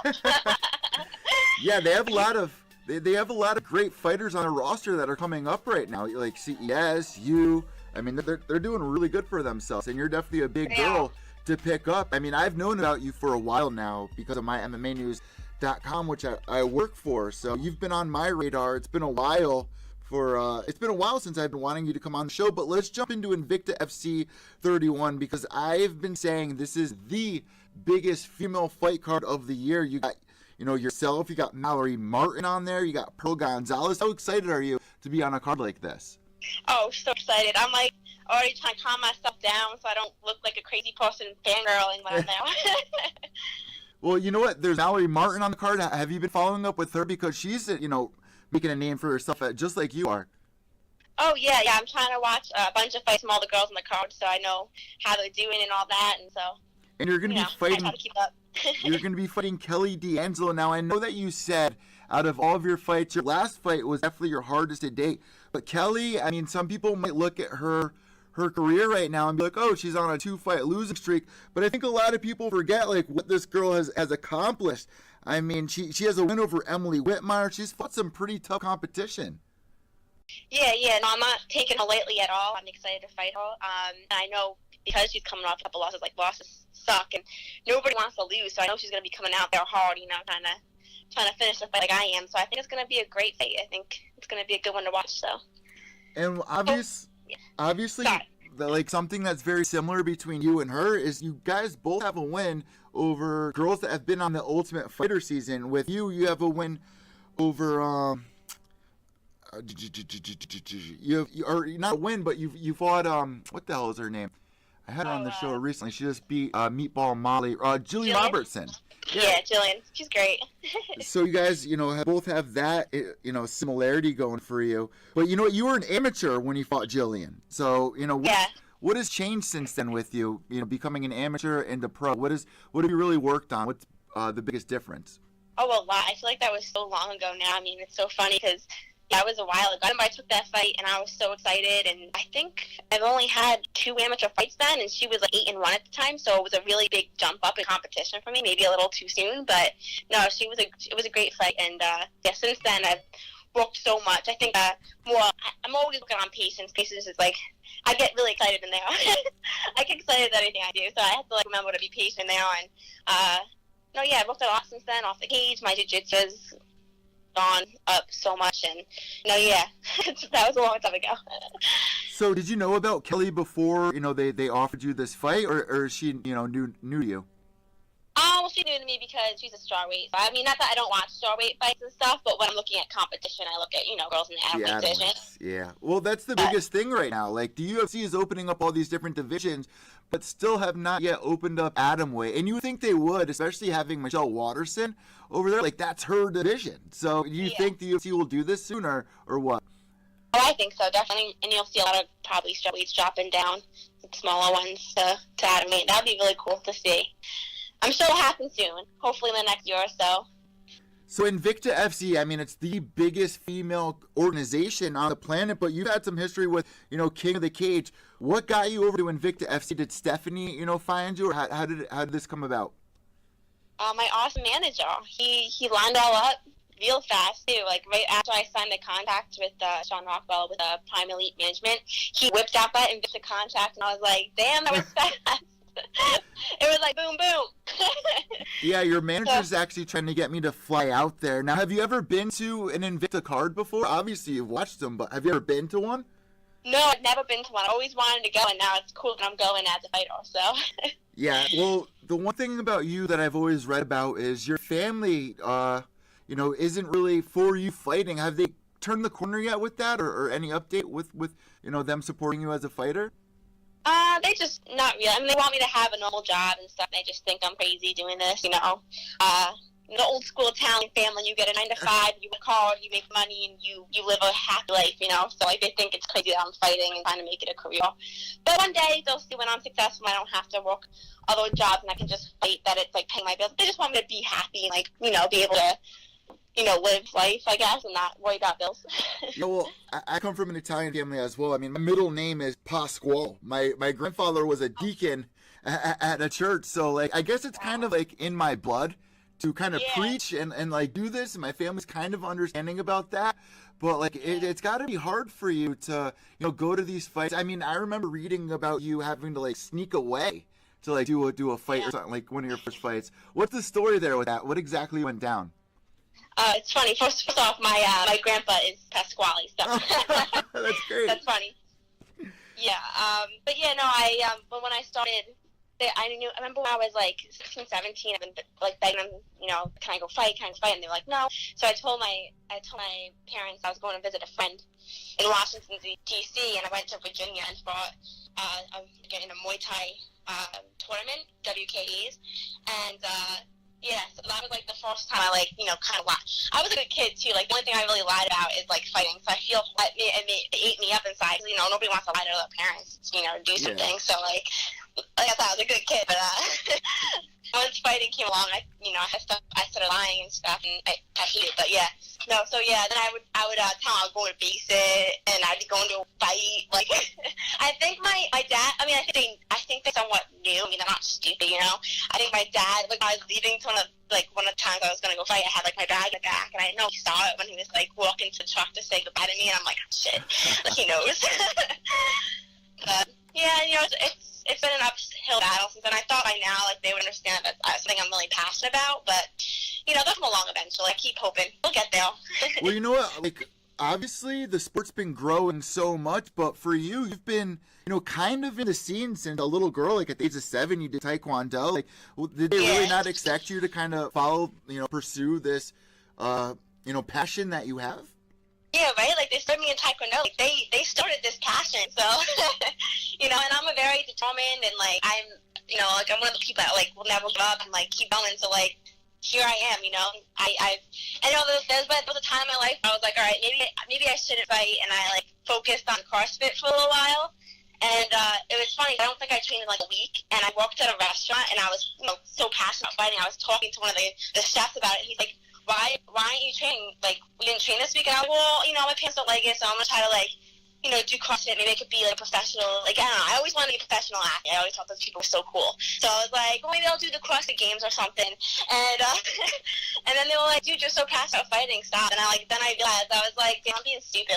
I'm supposed to be a fighter. It was in my heart for a reason, So yeah, here I am. When you saw Ronda Rousey make her appearance and really on the come up, did a sense of you be like, all right, here's my approval in a way. There are other girls that are out there doing it and actually making a living off of it. WMMA exploded after Ronda. Oh, yeah, definitely. That was a huge step for women, and it was really cool because, I always watched, all the older fights, and I always try to keep up, Gina Carano, and, I watched it when I was younger. I watched UFC when I was younger, too, so, it was cool to see that females finally got in UFC, and it was it's, huge now. When I look back when I was, when I started jiu-jitsu when I was 13, I was nobody knew what jiu-jitsu was. And I always, in the back of my head when I was walking down school hallways, I'm I'm so cool because I do jiu-jitsu, and nobody knew what it was. And now it's I don't know. It's huge now, so it's pretty cool. So what about your friends? I know that you're really close with your friends, enough to the point where you guys all got matching friendship tattoos. How do they, are they supportive of you being a fighter? Oh, yeah. My best friend, Alicia, she's amazing. I went to college with her in Florida, and she's always been there for me. Like, any of hard times that I've had, like, transitioning and new stuff, and, like, when I moved back to New York, and just when anything was going bad, she was always there for me. She supports me fighting 100%. Like, she doesn't understand why my family doesn't either, but, like, she understands where I'm coming from, too, like, where they're coming from, too. We're all just trying to be more understanding of each other, but she's been my rock, man. Love her. Well, it must have been even more meaningful once My MMA News kind of, they sent you that check for being one of the best, pro fighters. Was that kind of, how big of a moment was that to you to kind of just be like, wow, I am doing the right thing. Things are really falling into place. Like, I'm connecting the dots here and actually seeing results. Oh, yeah, no, it was crazy. I never in a million years thought I'd ever get nominated or something like that. It's just crazy. No, yeah, that was really awesome. Yeah, no, like, after that third fight, and it's weird even to say now that I'm, like, 3-0, I'm still, like, living this fantasy world, I feel like, where things are actually happening, So, yeah, no, it's a big deal for me, definitely. So what does your schedule look like? The fight starts September 1st. So where are you at right now in training camp and everything? And how's it all going? Oh, it's going great. So well. Killing it. I do strength and conditioning like 3 times a week, and then those 2 days in the morning I roll out a lot, do a lot of mobility work, just to keep my body going so that all my muscles are firing at 100%. So when I'm in there, like, there's nothing that's going to slow me down. So that's what I usually do in the morning. And then in the afternoon, I do some drilling sometimes. That's like 2-3 times a week. And then at night, I train, either I'm going to, Muay Thai class and then sparring, or like tonight I'm going to hit pads and then drilling some jiu-jitsu and wrestling. So yeah, I'm doing 2-3 things a day. I'm trying to keep everything going. Yeah, I'm really focusing, cracking down. Like right now I'm working, so I'm just putting all my effort, everything I can into this fight. So is your boyfriend a fighter or no? I don't have a boyfriend right now. Oh, no? But he was, yeah. So you're on the single boat with me. Like, yeah, there's nothing wrong with that. Ain't nothing wrong with that. No, yeah, I mean, get to be focused and stuff, so. Well, obviously, Lindsey, this is a very selfish sport. I mean, you really have to, especially right now at this point in your career, it's so crucial that, you have a good head on your shoulders to be, mentally strong and in a good spiritual space. A lot of fighters can't deal with the extra pressure to kind of, maintain any other relationship outside of, chasing this dream. This is a very tough sport, and you're actually, making leaps and strides right now. So this is probably going to better you, honestly. Yeah, no, yeah, it's hard. It's hard to keep up with everything, especially when you're doing like a long distance relationship, because you got like match your schedule so you can talk and stuff. And he was a fighter too, so it was good because he understood, but it was also hard because like he worked nights and I worked like really early in the morning, so like we were both getting like no sleep, just trying to talk to each other, see what was up. So it was just a lot of pressure on both of us. So yeah, we're both probably relaxing now and like focusing on fighting. So. Well, what about animals? Like for me at least, like I don't need to talk to anybody as long as I got like the MMA scene and Twitter, and then my animals. Like I got a dog, I got rats. Like, do you have animals? Awesome. Well, actually, I just got a new roommate, and she has a cat, so I've been hanging out with him a little bit. But no, I love animals. I just, I don't have any of my own. But one day.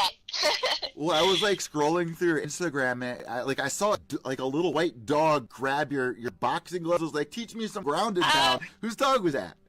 That's my sister's. I have a twin sister, and she has this little dog. His name is Freddie. He's hilarious. But yeah, he holds him over sometimes. Yeah, he's a good dog. Yeah, he always just grabs my MMA gear out of my bag. I would have to zip it and put it away. It was hilarious.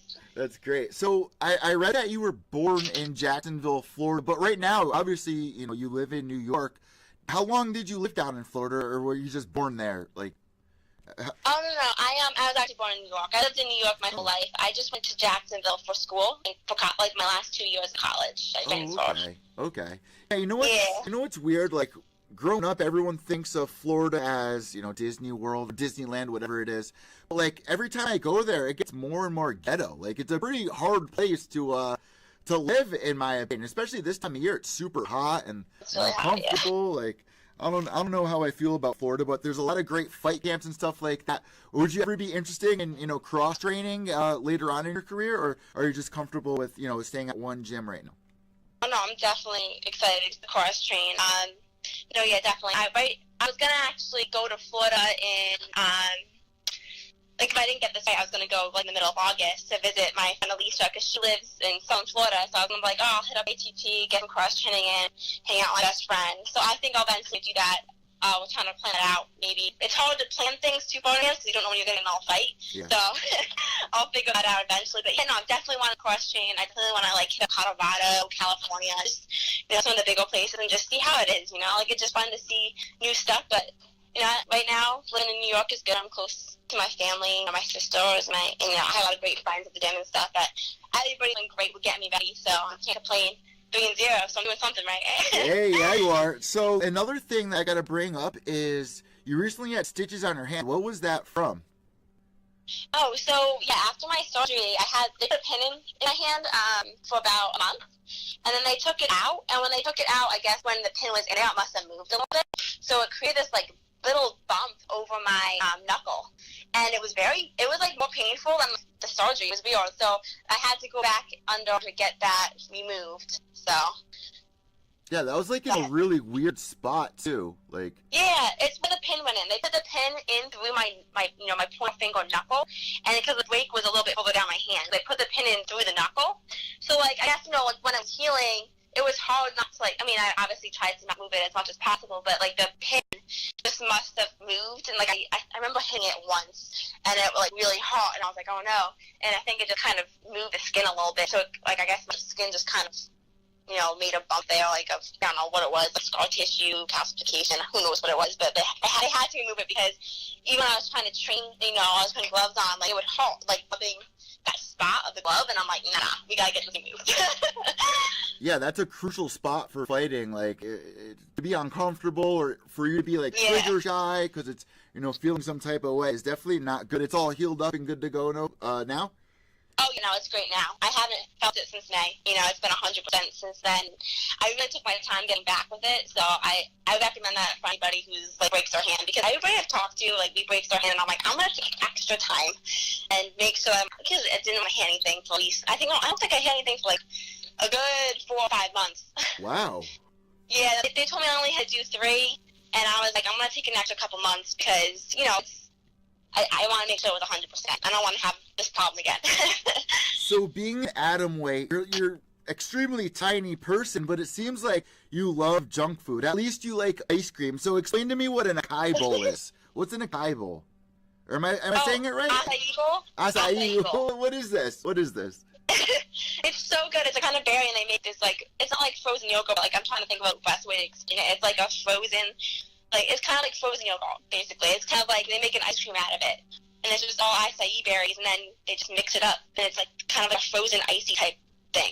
And then you can put a bunch of fruit on it and granola, and it's really good. So it's really refreshing. It's not ice cream, so it's like a healthier form of ice cream, right? Yeah, it's like if you wanted to have ice cream, like you can like have an acai bowl, and it will like, obviously it's not going to taste like ice cream, but it kind of like, so you don't really crave the ice when you have that. It's kind of a replacement, so you feel like you're having it, but you're not.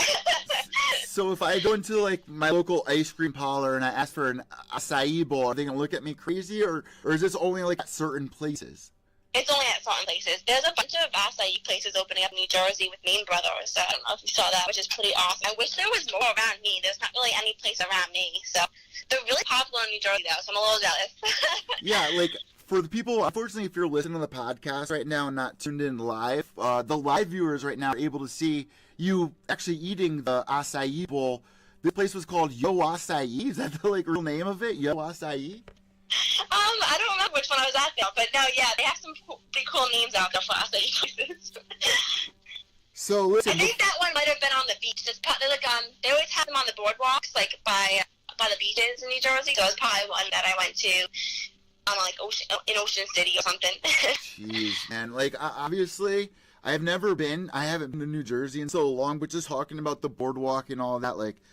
It's just like this summer has been extremely hot. Have you been realizing, like, man, I don't need to spend that much time in the sauna. Like, I can just go outside right now.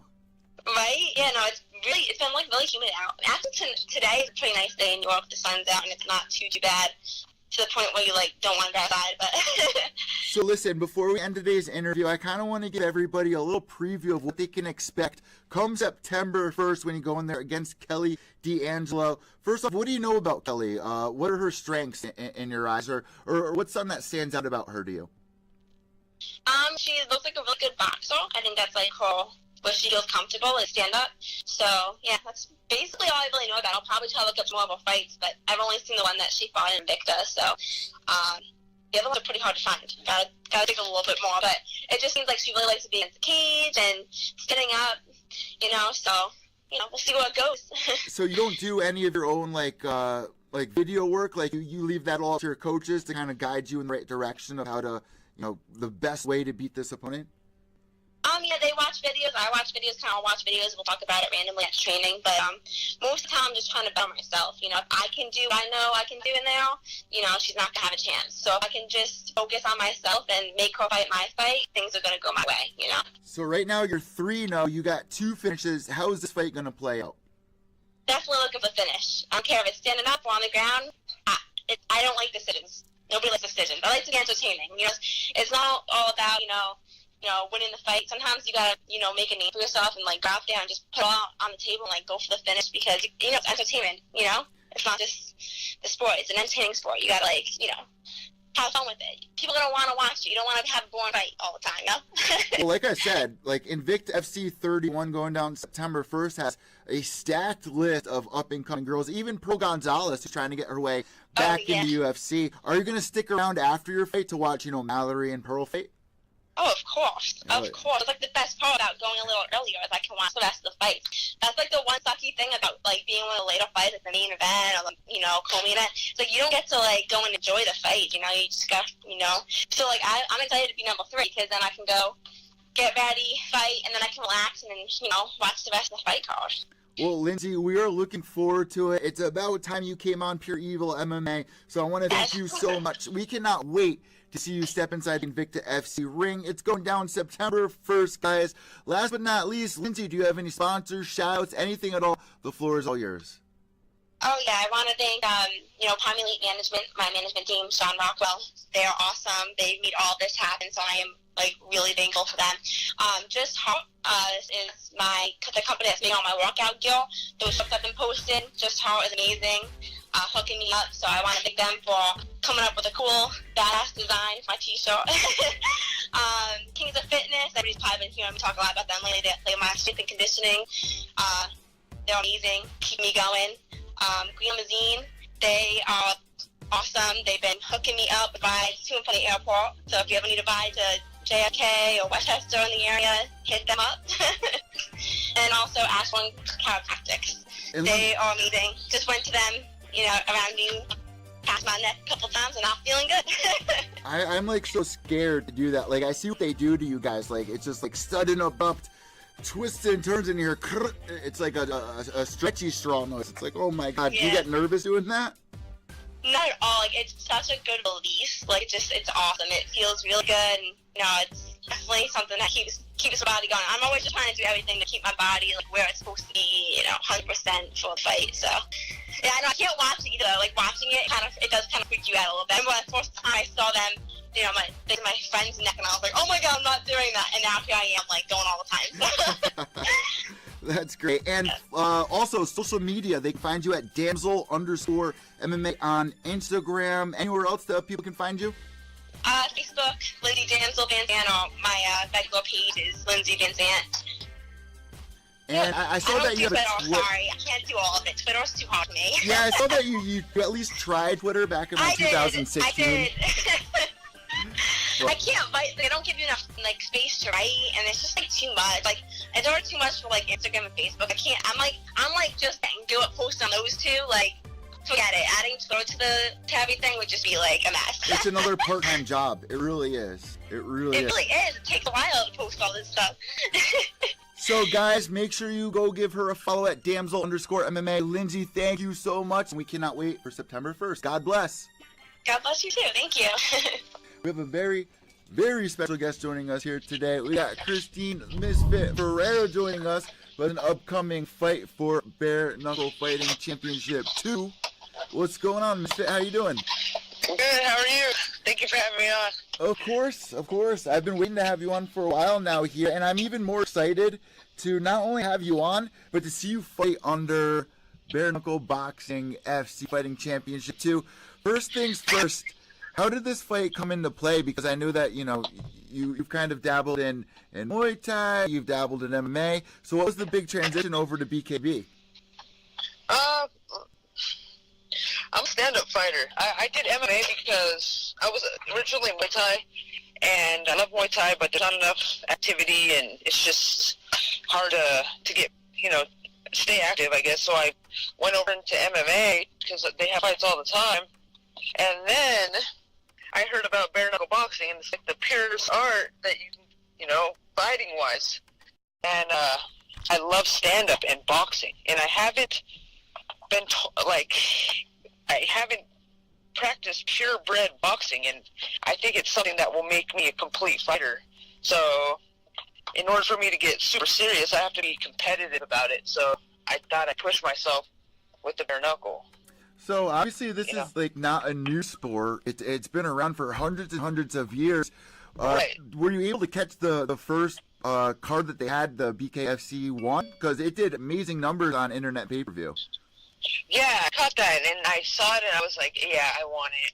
They called me originally for the first one, but I had an injury at the time, so I didn't want to. I couldn't be on the first one, or else Beck wouldn't be where she's sitting right now. So, yeah. Well, obviously, you just brought up a really good point right there.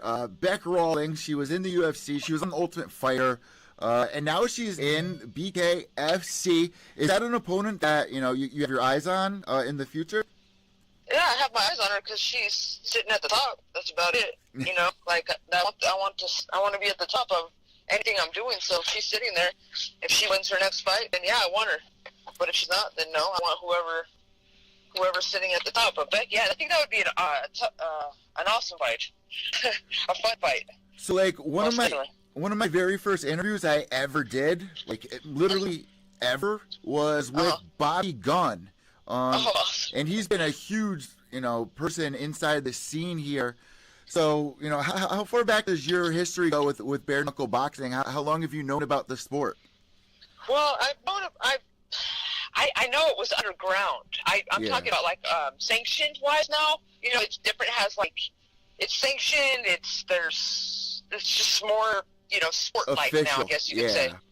So that's what I'm speaking in terms of. But bare knuckle boxing, of course, it's been around for so long, and down to I don't want to compare it to street fights, but you know what I mean. It's been around for a very long time, and I've known about it. I didn't ever think it mainstream, pretty much. Which I'm glad, because I know it's Bobby Gunn's one of his dreams come true. You know what I mean? So. Well, when I was talking to Bobby, he was like, this is before it was sanctioned and everything. He was trying to get this ball rolling, and at the time, Kimbo Slice was alive. And I think that's when the first time I heard of bare knuckle boxing was with Kimbo Slice. Unfortunately, he's not around anymore, but, that was the fight that they were trying to get put into play. So it's a little unfortunate that he's not around anymore to do this, but it's been blowing up on MyMMAnews.com. It was the biggest pay-per-view that we've ever sold on that site. One of my biggest things that I took out of the interview with Bobby Gunn was, the big difference here is having to know where to punch, because, you don't have any gloves on. So is that something that you're learning about here, is sweet spots on where to punch your opponent? Yeah, that's what I love about this. It's going to create a lot more precision and tactic to my game. I can't just throw a combination and, land a 1, 2, 3, and she moves her head forward, and I, hit the back of her head, because that's going to break my hand. So I have to be a lot more precise, and I've been practicing a lot more precision, and picking my shots, and just being a smarter fighter overall. I think that's what this is about out of me for this camp, and I feel super confident. I know you just cannot throw super crazy in this. And Bobby Gunn, I've been talking to him off and on my whole camp. I've been hitting him up, for some tips, because, the man was 7-2-0 in bare knuckle boxing. So, he's the man to ask and to follow his lead in what he does. So I mean, go ahead. So your opponent Maria and Davardi, does she have a history in BKB or no? BK FC? She's a boxer. She has a boxing background, so she's a boxer. Okay, she doesn't have not a bare knuckle. I don't know what she's done on her underground time or on the streets or whatever, but for bare knuckle, so I'm not sure about that. I've just seen her fights online, and she's a true boxer. Even in her MMA fights, she's a true boxer. So how do you get ready for a bare knuckle fight? Like, what's the biggest difference that you've noticing? Body conditioning, period, footwork, and just mostly conditioning. The conditioning is way different than what I'm used to, and just being able to take the bone to bone, I've been doing a lot of getting hit without gloves on, and that's a different feeling. Well, obviously, training in Muay Thai, you're no stranger to, elbows and stuff like that. But, training at Hard Knocks, is this the first time? Or, are you at Hard Knocks first off, currently right now, or? No. You're out in Cali, so where are you training? No, I'm in Las Vegas. Oh, snap. But I'm training with AJ Easley right now. He's done a lot of underground stuff.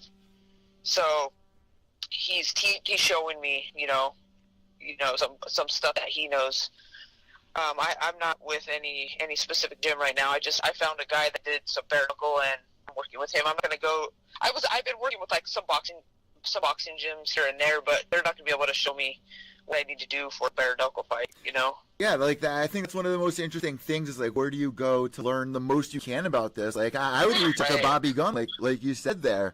But honestly, for your opponent as well, this has got to be a new adventure for her. How did you think that Beck did in that fight that she had? Did you see any holes, or how did you? I see the holes and I see the strengths. She was playing it smart.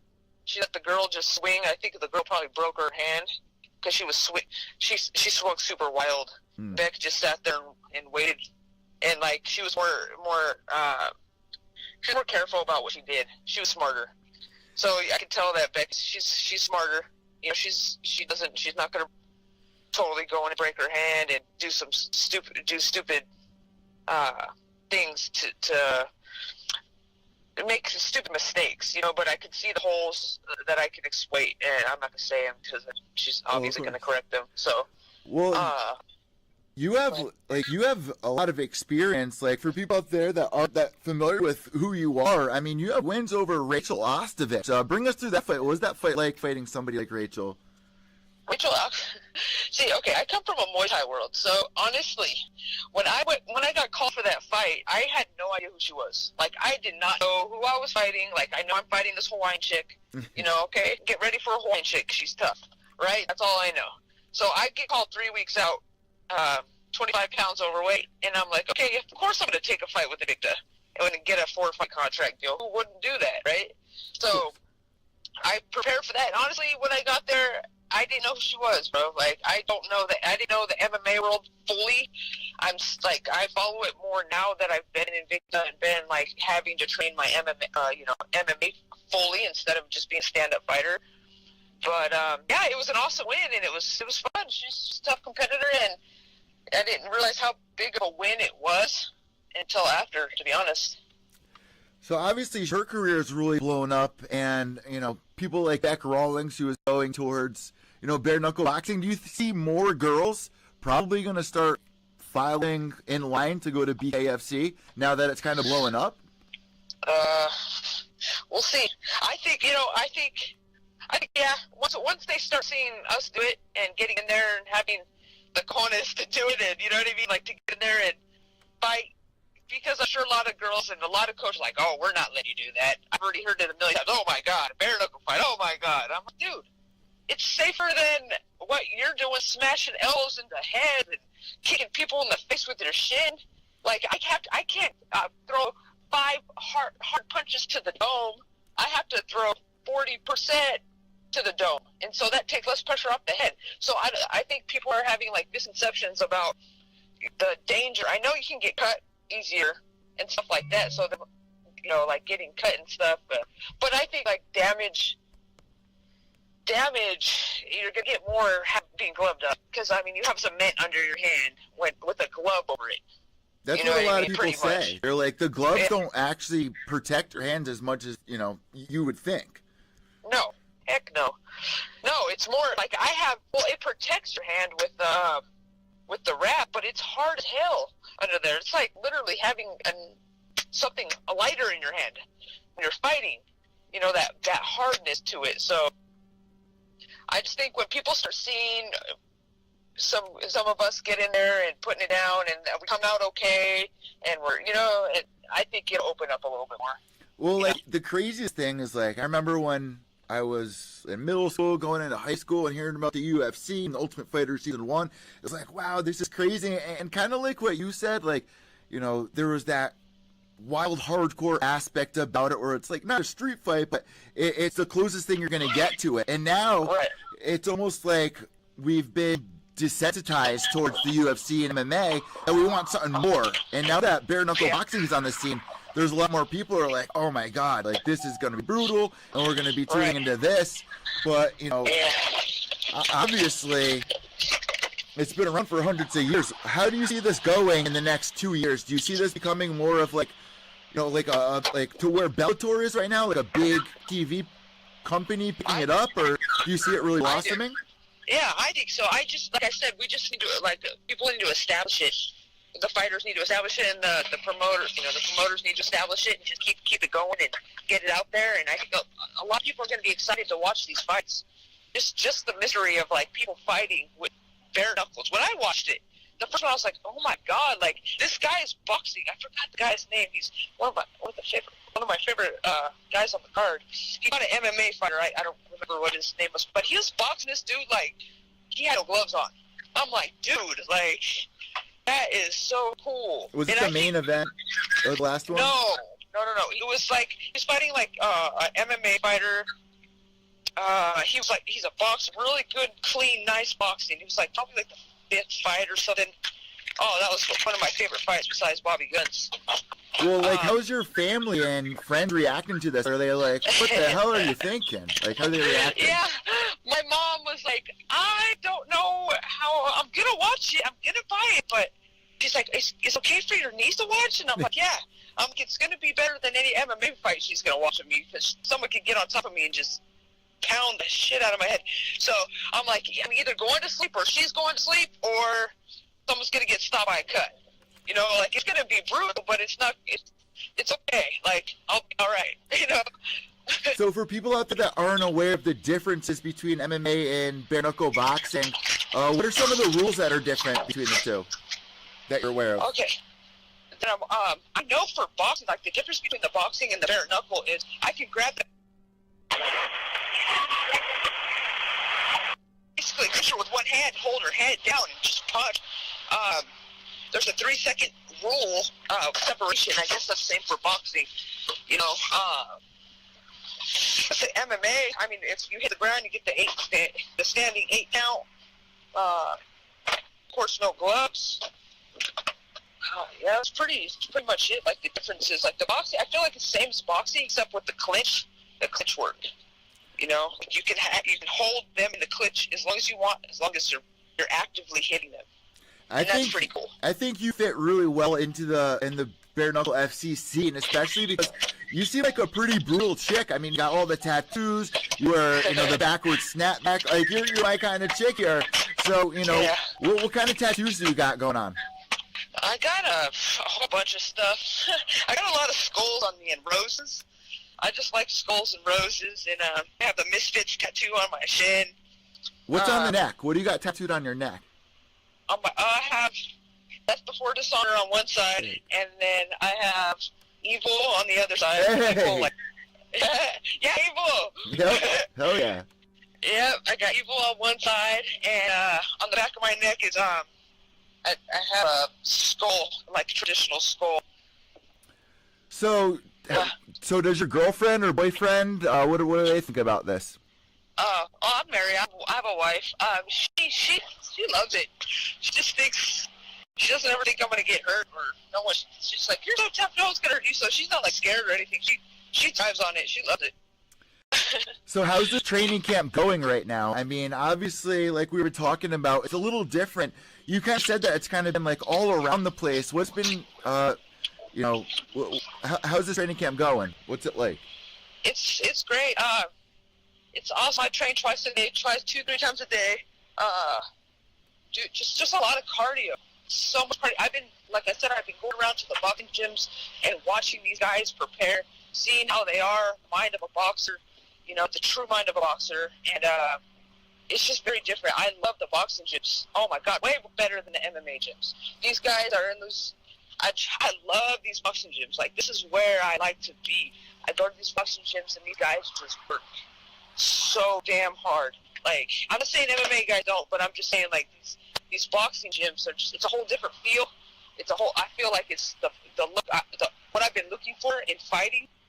Just like Muay Thai. I love Muay Thai. Muay Thai and boxing are my favorite. Like, obviously, I've been a Muay Thai fighter, but boxing has really stole my attention and heart. Like, it's what I've wanted. And I just never put my hands on it. So preparing for this, like sprinting, a lot of running, a lot of jump rope, a lot of hand speed, a lot of combinations, just doing things. And I only have to worry about my hands.